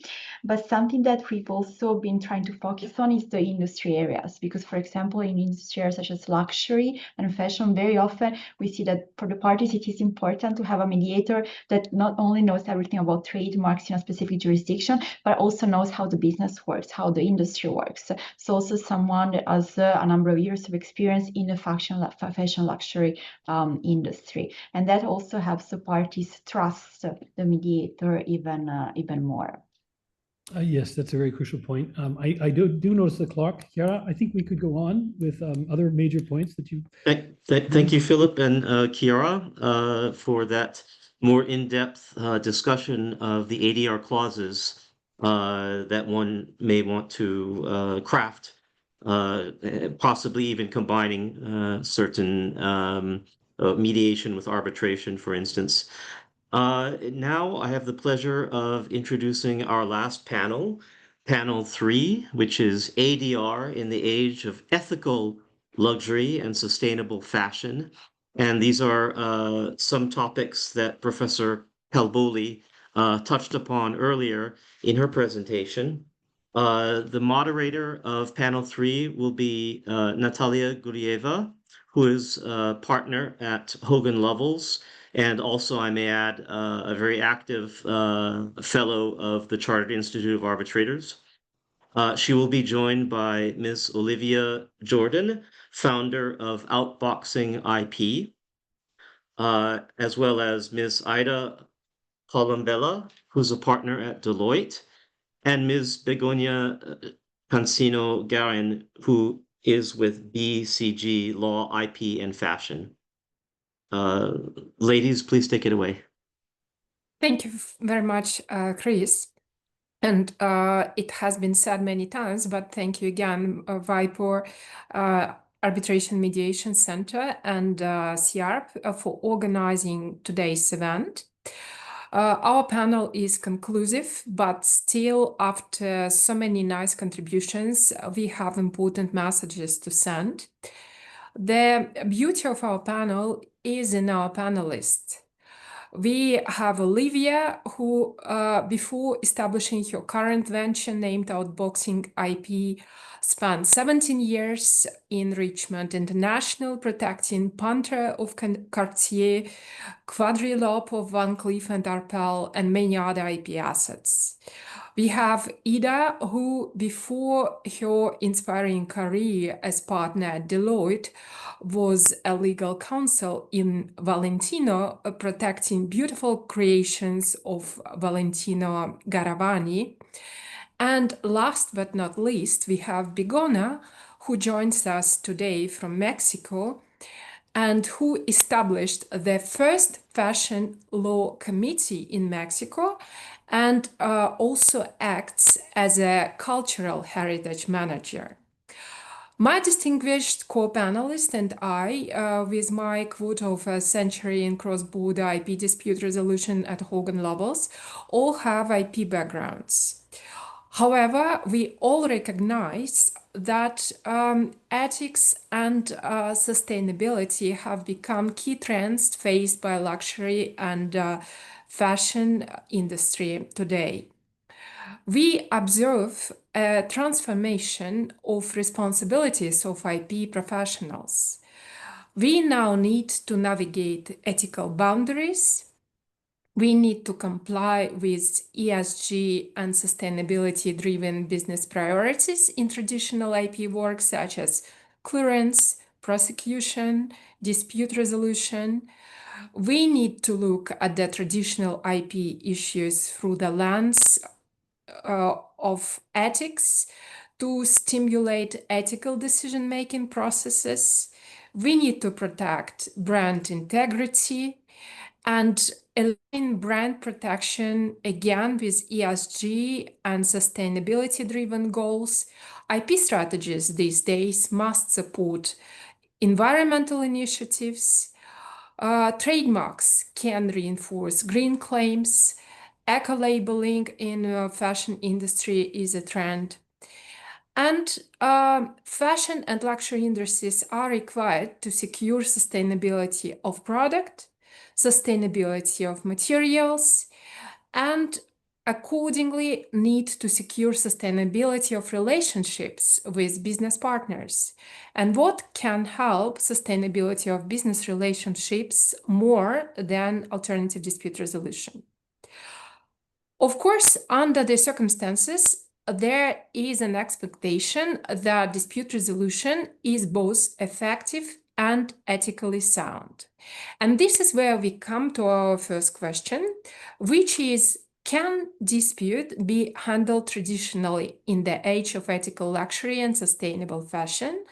And Olivia, what are your views on that based on your experience in luxury powerhouse? Thank you, Natalia, for the great introduction. I would have loved to talk to you about the Panther case, which we won gloriously by obtaining damages of 1 million euros. But actually, I chose the case that we lost ultimately. Do we have the slide that I'd prepared, or should I put it on? Because if you can share your screen, I think that would be the easiest way to do it. Of course, if I just have to put it up, excuse me. So there we go. Sorry, share. There we go. Oh, I don't want to show you the one. But anyway, up. I actually want to show you the one above. There we go. So this is I think it's just such a good example of how we've touched on a lot of these things, but how, oops, sorry. Can you see my screen? Yeah, great. So how luxury players, when it comes to really the core IP or that DNA, that vocabulary, they can just lose it from one day to the next. You have a CEO charge into your office saying, "I am the Panther, do something." You have this case which did inflame passions. There are a number of issues that pop up in these things. The first is that you have a moment of passion, generally around an advertising campaign. You launch a litigation, it's going to last 10 years, but your business is focused on the fiscal year. It doesn't really look beyond. So after 1 year, your CEO has got bored. The ad campaign has stopped. And this goes on for 10 years. So for 10 years, you have to justify the fact that you're spending a lot of legal fees. And I think that's the first thing where, from a sustainable point of view, when you're managing disputes, possibly arbitration or mediation, this one would have been a very good case for mediation. And speaking of which, in mediation, there's that very clear confidentiality.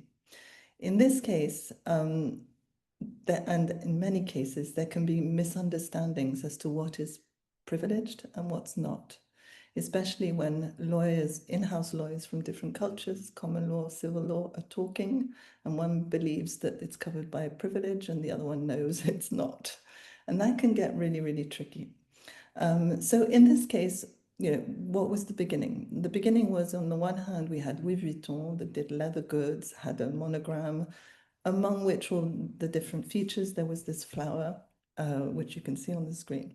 And on the other side, we had a jeweler, Place Vendôme, doing this clover, this Alhambra, which was created in 1968. Now, as for many luxury brands, the Clover has become the icon of Van Cleef & Arpels, represents Van Cleef & Arpels, and no doubt weighs a lot in the turnover of Van Cleef & Arpels, as would the Birkin for Hermès. So a very touchy product. And at the same time, rather old, IP rights sort of dwindling, not always easy to defend. So touchy. And then what happens? What happens is oops, sorry, that Louis Vuitton arrives on Place Vendôme, decides to diversify, goes onto the jewelry market and begins with the monogram interpreted in the form of jewelry, and then starts to emphasize a lot the blossom aspect of the monogram, and then starts taking up the same colors, the same associations as the Alhambra collection. I think the best illustration of what this was doing to Van Cleef was the transposition which I did with some Van Cleef elements. I drew up a little monogram just to see what it would look like. And if I were to use my Alhambra within a monogram, using the same colors, using the same codes, that would probably annoy Louis Vuitton. So on the basis of that annoyance, you go on to litigate. And what happens, as we said, you take a risk. Because first instance, we won. A Court of Appeal, we didn't. Court de Cassation was the final loss. So it's not necessarily a good idea. At the moment, there are a lot of cases to try and set precedents on upcycling. Those are really important precedents for the brands. And they're not necessary, the targets aren't necessarily chosen coherently to set good precedents for the brands. So some of those cases perhaps might have been better argued before arbitration or mediation. And again, that's about sustaining the brand and the brand's strength in a context where it's very unclear. Yeah, there's the question, and I think this is something where I'm a bit stuck really to say how we overcome this. We were talking about how in different countries, copyright, unfair competition, so many of the IP rights, we have a basically harmonized principle, but then the effective implementation of those rights are very, very local, very, very different from country to country. When you're a big brand and you have the means, it's a playground, you use it, and you have the, let's say, the privilege of using it, which others perhaps don't have, which isn't great. So again, it's not very ethical. That means that when you're doing an arbitration clause or going into mediation, what is the law that you're going to want to rely on? It's not going to be an easy agreement. Perhaps it might even be harder than choosing your mediator or arbitrator. And the one thing that for me is really important, and I can't explain why, but from the point of view of in-house counsels, often we're not educated about arbitration, about mediation. There's one thing I think is that in-house counsels can be very guarding of the negotiations, because in litigation they kind of lose the grip to the local lawyers. So that's a bit of a frustration there, although you design the strategy. But when it comes to negotiation, you think that, well, you can do it. But actually, you're still a party. And I think in some instances, and this is a good case because obviously there were lots of discussions before it went to litigation, but at no moment was there really an attempt to find a mediator. In another case, it was another 10-year case which went to the Cour de Cassation. And then rather than find a mediator, it had been decided to use the Cassation lawyers to negotiate. But once again, you've got this same problem that exists. So I think for me, the key is trying to educate in-house counsel as much as possible. Perhaps we were just very uneducated, I don't know. But it's so worth it. I mean, I found this session absolutely brilliant. And I would love to see it. I would have loved to do more with those tools because I think we would have gained a lot of time and money for the business.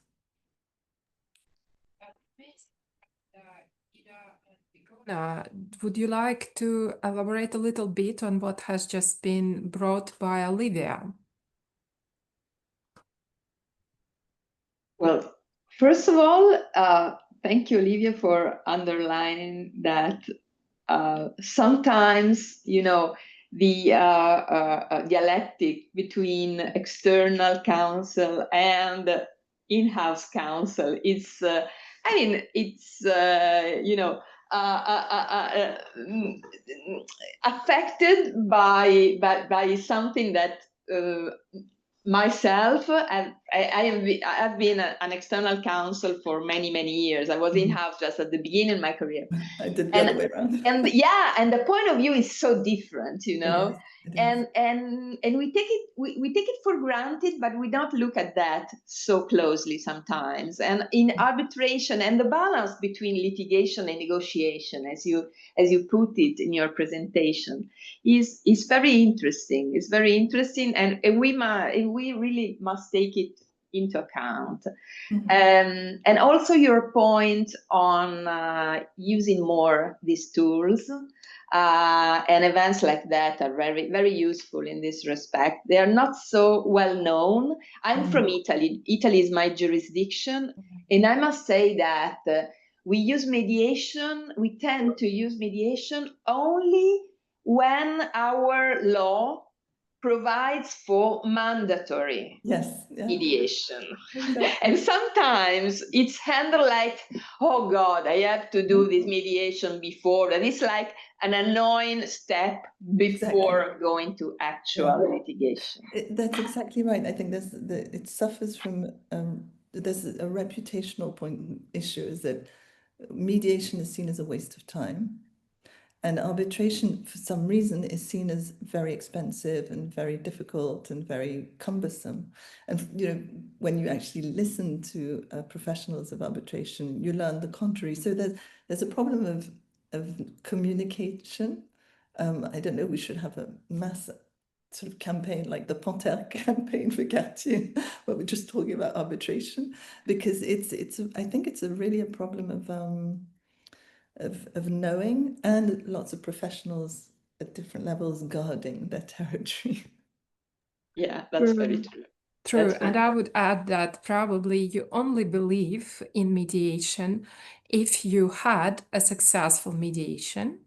At least that was the case for me. I was very skeptical until I had a successful example of mediation, and I thought, wow, it works so well. And again, as a user, from my experience, I can say that the WIPO mediation rules, they provide an excellent framework for mediation, especially if it comes to IP dispute.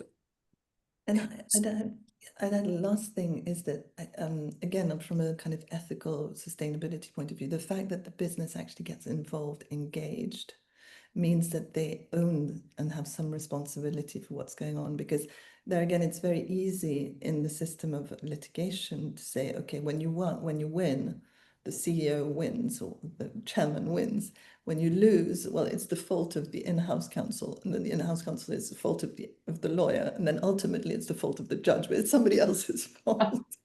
Whereas if the business is engaged in the discussion, they also have an interest in finding an out where they come out looking better. The next question, which we would like to cover today, how can ADR support luxury and fashion brands in navigating sustainability regulations? And in finding answer to this question, I would like to ask Ida to lead us. Thank you, Natalia. Yeah, we're preparing this discussion, when thinking ahead of this discussion with Natalia. Also, we were brainstorming a little bit around relationship between sustainability and ethics, and on one hand, and ADR on the other hand, and we both came to the conclusion, and I would be very interested in knowing if you agree or disagree with us, because I mean that it's very open discussion, that ADR in nature are part of a sustainability policy, sustainability practice for brands. We know that sustainability is a very relevant trend at the moment for fashion brands, for luxury brands. And there is a regulation wave, particularly in Europe, that involves a very also tiresome approach to new rules. Some are standing by at the moment, but some other are in force. And some of them, for instance, the CS3D directive and the Green Claims Directive, they are already in force and imply a very very active exercise from brand in regulating and governing what's around the supply chain mostly, but also the distribution network. And so they really affect a lot the relationship between the brand, its suppliers, and its distributors. So all the parterre of partners, of business partners. So probably ADR in this framework can really support in having a governance, a proper governance of all these new obligations that are posed by the brand to the supply chain and to the business partners, because of these new regulations are oblige the brand to be compliant to so many aspects that are in the hand of the suppliers. I come from Italy, as I mentioned. Italy is the place where many suppliers, a lot of the supply chain in fashion luxury is based.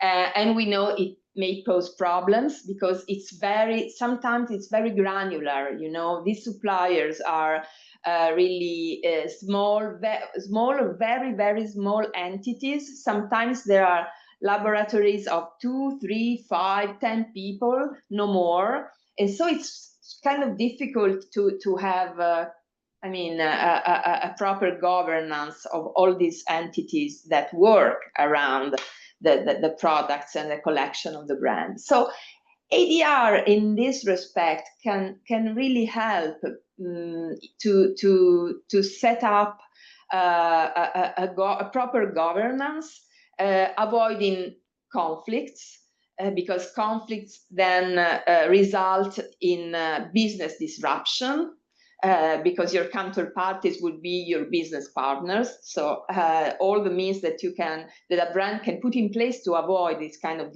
disruption are particularly useful. And also, and this, it's the point of view of large brands.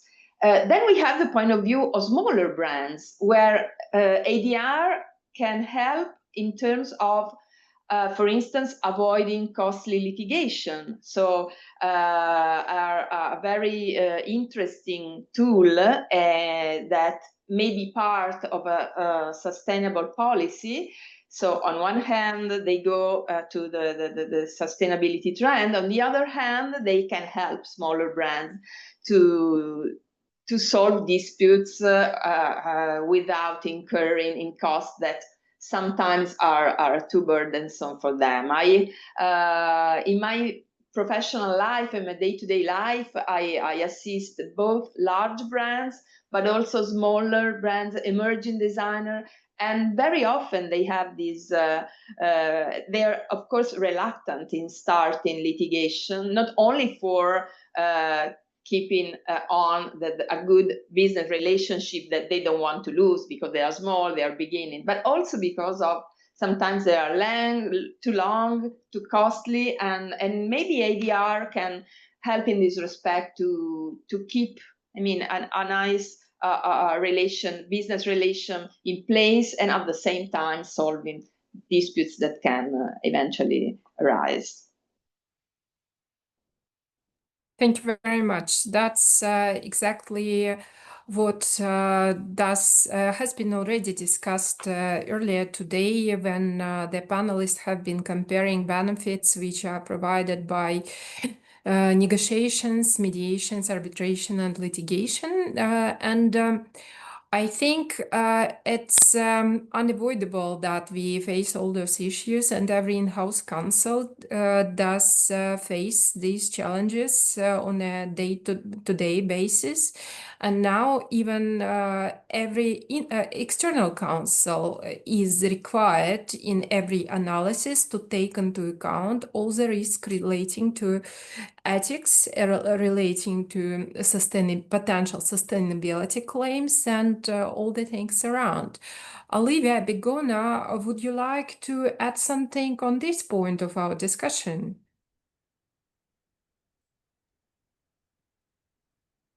Thanks, Natalia. Well, I prefer to wait until the end of the complete discussion to add something in this regard. That's good. Something from you, Olivia. Can you hear me? Yes. Yeah, sorry. Yeah, I just wanted to bounce on something Ida mentioned, the relationship with the suppliers, the interest in making that go well, I think is all the stronger that, as Irene was saying, we're shifting from a linear economy that we know well to a circular economy where all sorts of things are being disrupted in the luxury sector, and notably something that they really rely on, which is the selective distribution network. Because imagine Harrods is paying Cartier a fortune to be the exclusive distributor in London of Cartier products, and just next door to Harrods sets up a secondhand shop that sells the same bracelets for less money, the same bracelets, just secondhand, pre-owned. And that's going to create new conflicts that we haven't known about yet between the brand and the selective distributor. They're going to have to invent new ways of commercializing. So, and you know, all the repair shops as well. To what extent do these brands authorize repair shop or provide the warranties? To what extent are they accepting or refusing to authenticate? And if they're refusing, are they giving the tools for others to authenticate? Those are all new topics which can be taken to court, can create more confusion, or from one-to-one enable the brands in a way to control much better what's going on in their own little world anyway. True. And simultaneously, if we take into account all the great ideas which have been given on the previous panel with respect to choosing a right and drafting a right mediation or arbitration clause, we may reduce quite some risks coming our way, also in the area of ethics and sustainability. And I think also all those participating in this event today, they realize that the importance of ethical fashion choices, importance of responsible waste management strategies, responsible sourcing of materials, and even post-consumer waste, it gives additional challenges. Even if we have IP disputes, all those issues, they can be brought simultaneously in parallel in claims before the courts.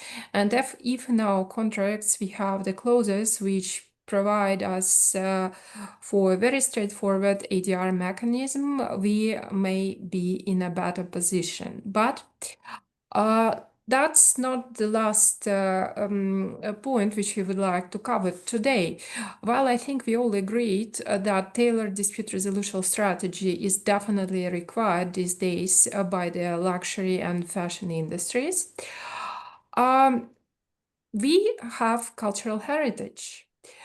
Cultural heritage also provides for some challenges for the fashion luxury industry. We know that the designers, they are often inspired by something what has been existent in the world before they created their designs.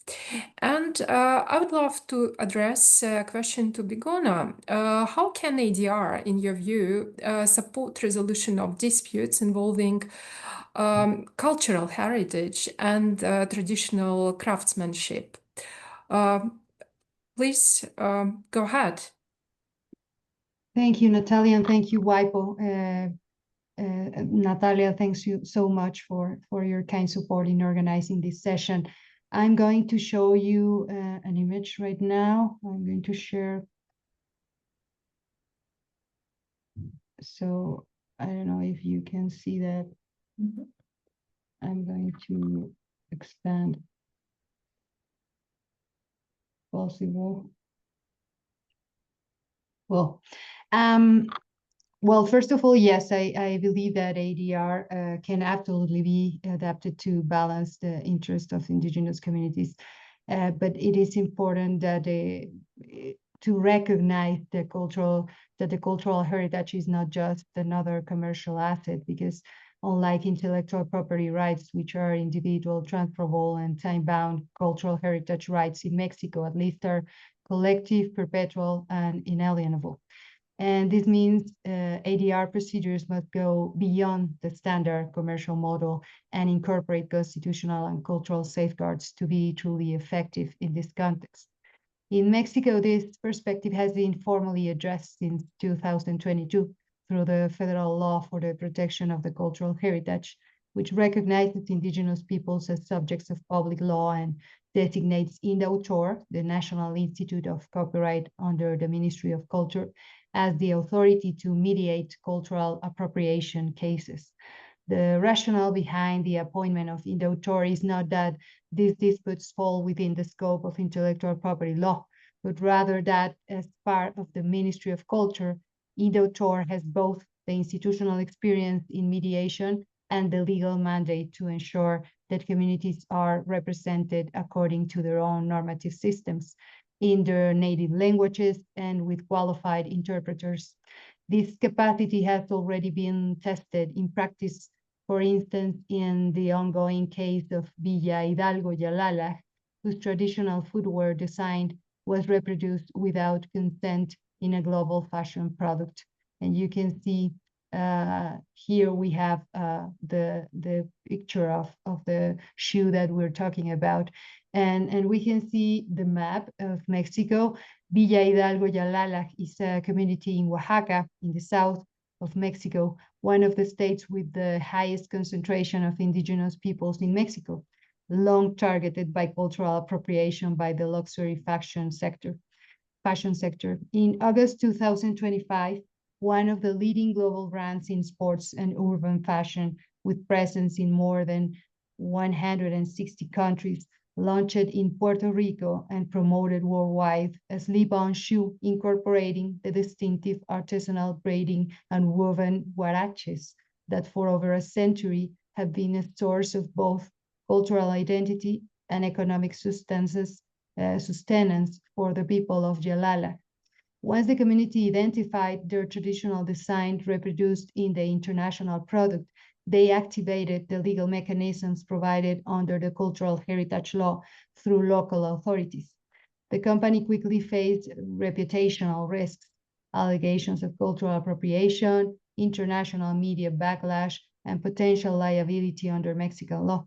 It then became publicly known that the company had met with the community, issued a public apology in their official language, acknowledged that the shoe had been inspired by their traditional footwear, suspended commercialization in Mexico, and entered into a confidential mediation proceeding before INDAUTOR.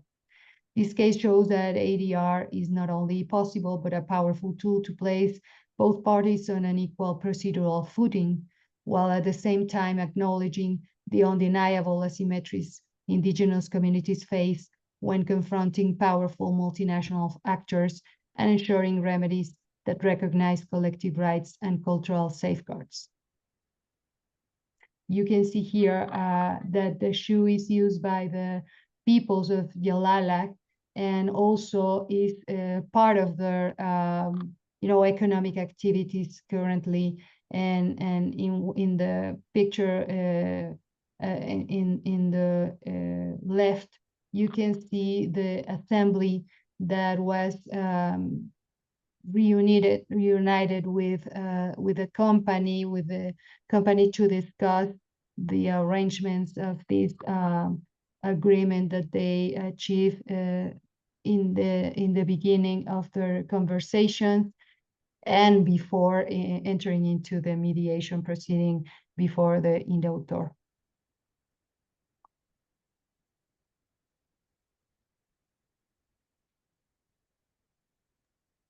If I can, I'll jump in then.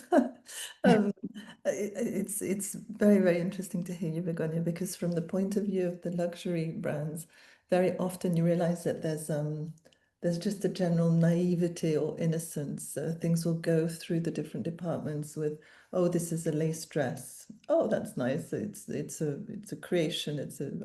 But it's lace. So nobody asks themselves what kind of lace. And then you realize that, oh, completely by chance or because you've been a bit curious, that actually it's a specific type of lace done by a specific type of person.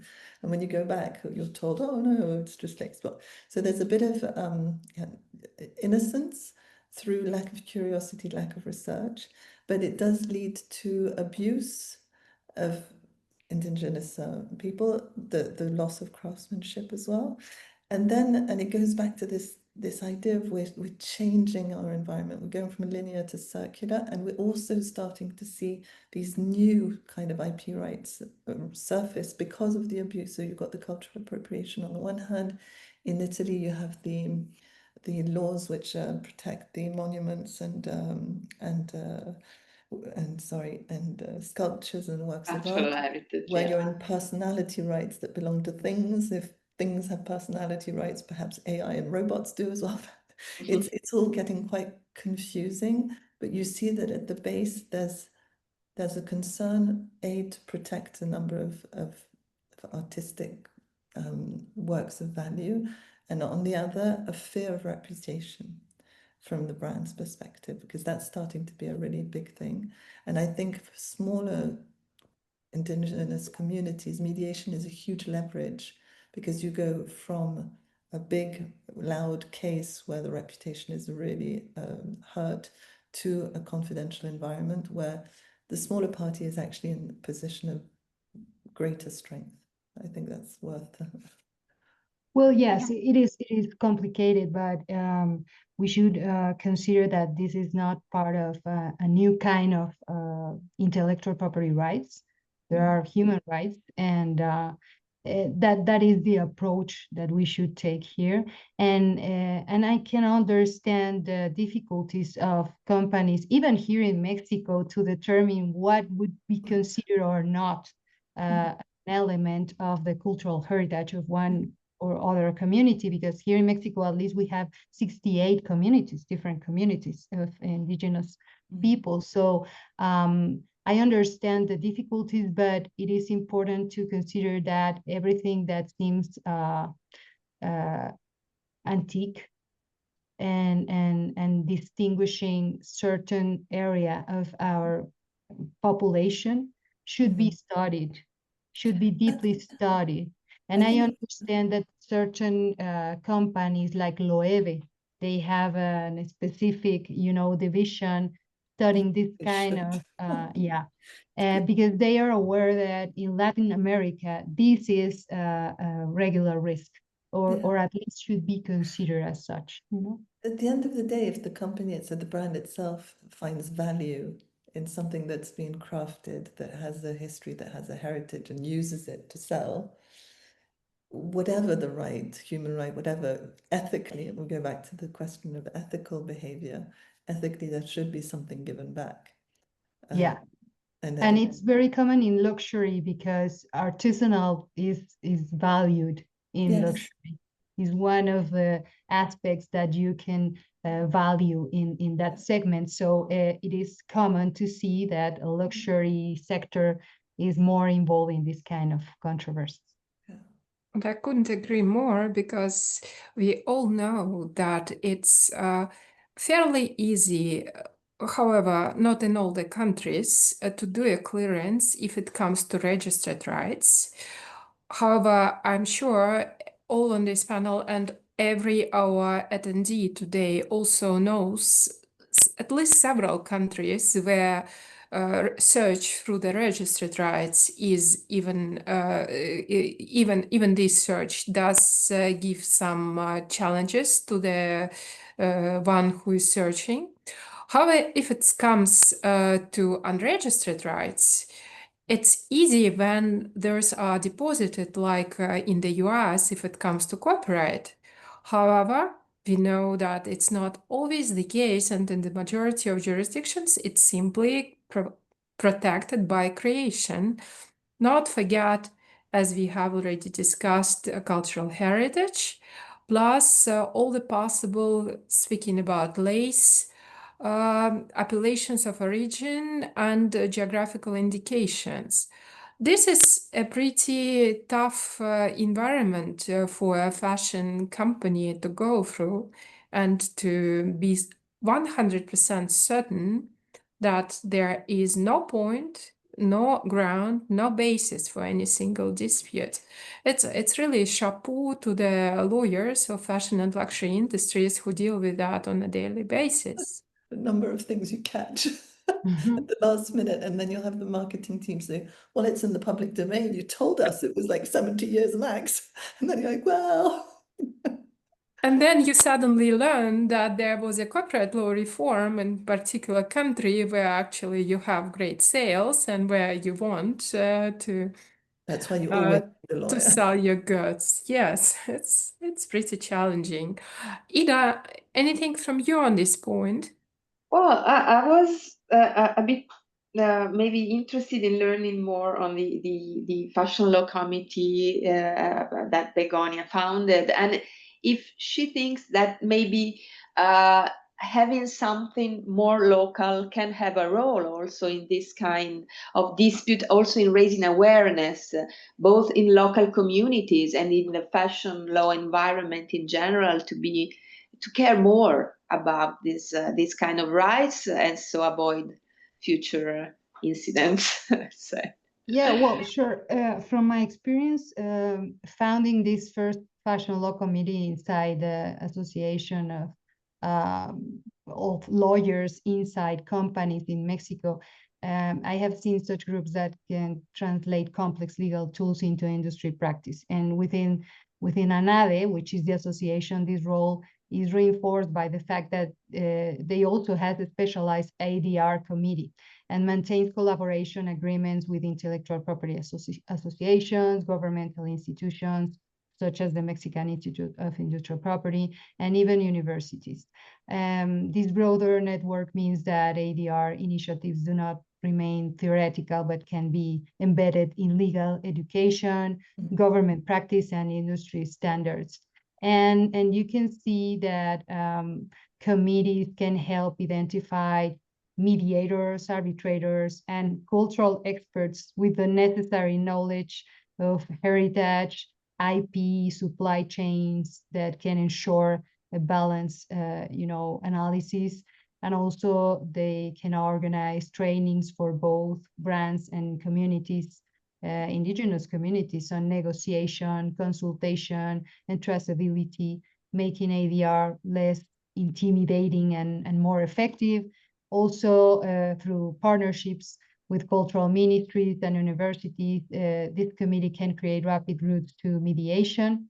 And at the end, they can build observatories of cases. I understand the difficulties that represent the confidentiality of these particular cases, even in mediation or arbitration. But at the end, it's in the public interest to know how can we deal with the identity elements of the communities and know them better. So there are many ways to know the outcome of certain cases, so we can share these confidential summaries, outcomes, or compliance metrics, so that stakeholders see ADR not as behind closed doors, but as a tool aligned with sustainability and accountability. And in short, regional fashion law committees like this, which is the very first here in Mexico, we work in synergy with ADR committees, governmental authorities, academic institutions, and can act as bridges and translators turning international ADR mechanisms into culturally sensitive, enforceable, and trusted solutions at the regional level. This is so enlightening. And it has to be said that Mexico in particularly, but other South American countries have done a really good job of communicating again on the existence of these rights, however you qualify them. So you're a little bit more careful, but also fashion designers have played their role. If you take Gabriela Hurst, who was artistic director of Chloe for a few years, her brand really emphasizes the collaboration with Uruguayan craftsmen. So again, those are kind of new ethical approaches to fashion, which associations and initiatives like the ones you describe can be really, really powerful. And I want to thank every panelist on this session, not only for the content, but also being exemplary on timing. We are now at the end of our panel. If there are any questions, we are happy to respond. Otherwise, I think it's final remarks, but by our moderators. Thank you, Natalia, for keeping us in check. Thank you so much, My pleasure. Natalia. And now we'll have concluding remarks from the chair of the European branch of the Chartered Institute of Arbitrators, Mr. Philip Landault. Thank you very much, Chris. We've now reached, sadly, the end of today's proceedings. I think they've flown by. We have covered a lot of ground. Everything began with WIPO Assistant Director General Marco Eleman informing us about how arbitration at WIPO has proceeded and progressed by leaps and bounds. In 2024, I forget the figure, but there was something like a 25% quantum leap jump in arbitrations. And he said that many of these cases are in the fashion and luxury sector. I think you'll agree today's conference was a timely one. Fashion and luxury is unfortunately prone to disputes, as we've heard today. There's a lot at stake. I mean, some of these brands are worth billions, and they've been created by the hard work of individuals, families, and companies over years, if not decades, if not lifetimes. There's an awful lot to protect. There's an awful lot to fight for. As Michele Ratti also mentioned, there are various approaches about how people pursue their goals within the fashion and luxury sector. Most people are pretty reasonable, consensual, understanding, but there are outliers who feel there's advantage in being more aggressive and taking a more, let's say, charitably direct approach. So mediation can be an attractive solution, in particular when you're dealing with reasonable people who want to maintain a relationship with you, who want to maintain a confidentiality. A mediation, because there's an agreed solution, each party generally goes away contented, or as we say, equally discontented, but ideally willing to continue to work with others, and at the very least, disincentivized from breaching confidentiality to settle scores. The protection of value and promotion of growth in fashion and luxury indeed often calls for powerful confidentiality provisions. We've heard that time and again today. Sections 75 to 77 of the WIPO arbitration rules are a detailed code on confidentiality, unique, I believe, amongst sets of arbitration rules. And the protection of confidentiality as a matter of law, as you know, is an extremely delicate matter. It really needs to be set out chapter and verse for it to have some traction. So we thank our participants, our expert participants, who have shared their experience today with us and their perspectives. I'd like to just recognize Professor Irina Calboli in particular for a masterful overview of trends in fashion and luxury. And I'd like to thank individually each of our moderators and speakers, but I think there are too many of us. We all know who you are, and we all know the immense amount of preparation that has gone into speaking so authoritatively and knowledgeably today to our listeners. I found it particularly fascinating to hear your analyses of such household cases, that everybody knows about in the fashion and luxury sector. These are famous despite confidentiality. It's simply because fashion and luxury is such an interesting human endeavor, and people want to know about it. There's so much to say. The personalities are so strong. The brands are so redolent. We're grateful to our sponsors, especially Ferragamo, for your gracious support. The European branch of the Chartered Institute of Arbitrators would like to thank WIPO and the Arbitration and Mediation Centre for the pleasant and professional cooperation in staging this conference.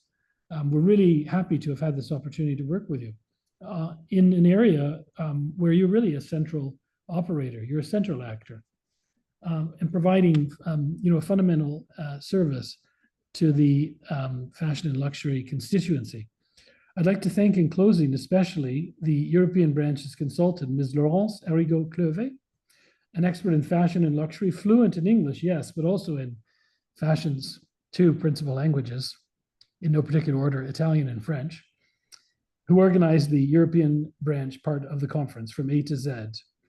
A recording of the conference will be available on the European branch of the Chartered Institute's website, as it will on WIPO's websites. I understand from Chiara Acornero that she will be having a recording emailed to each of our attendees. We hope you enjoyed your day with us and that you found our discussions engaging and useful. Thank you very much. Chris? Bye all. Thank you, everyone.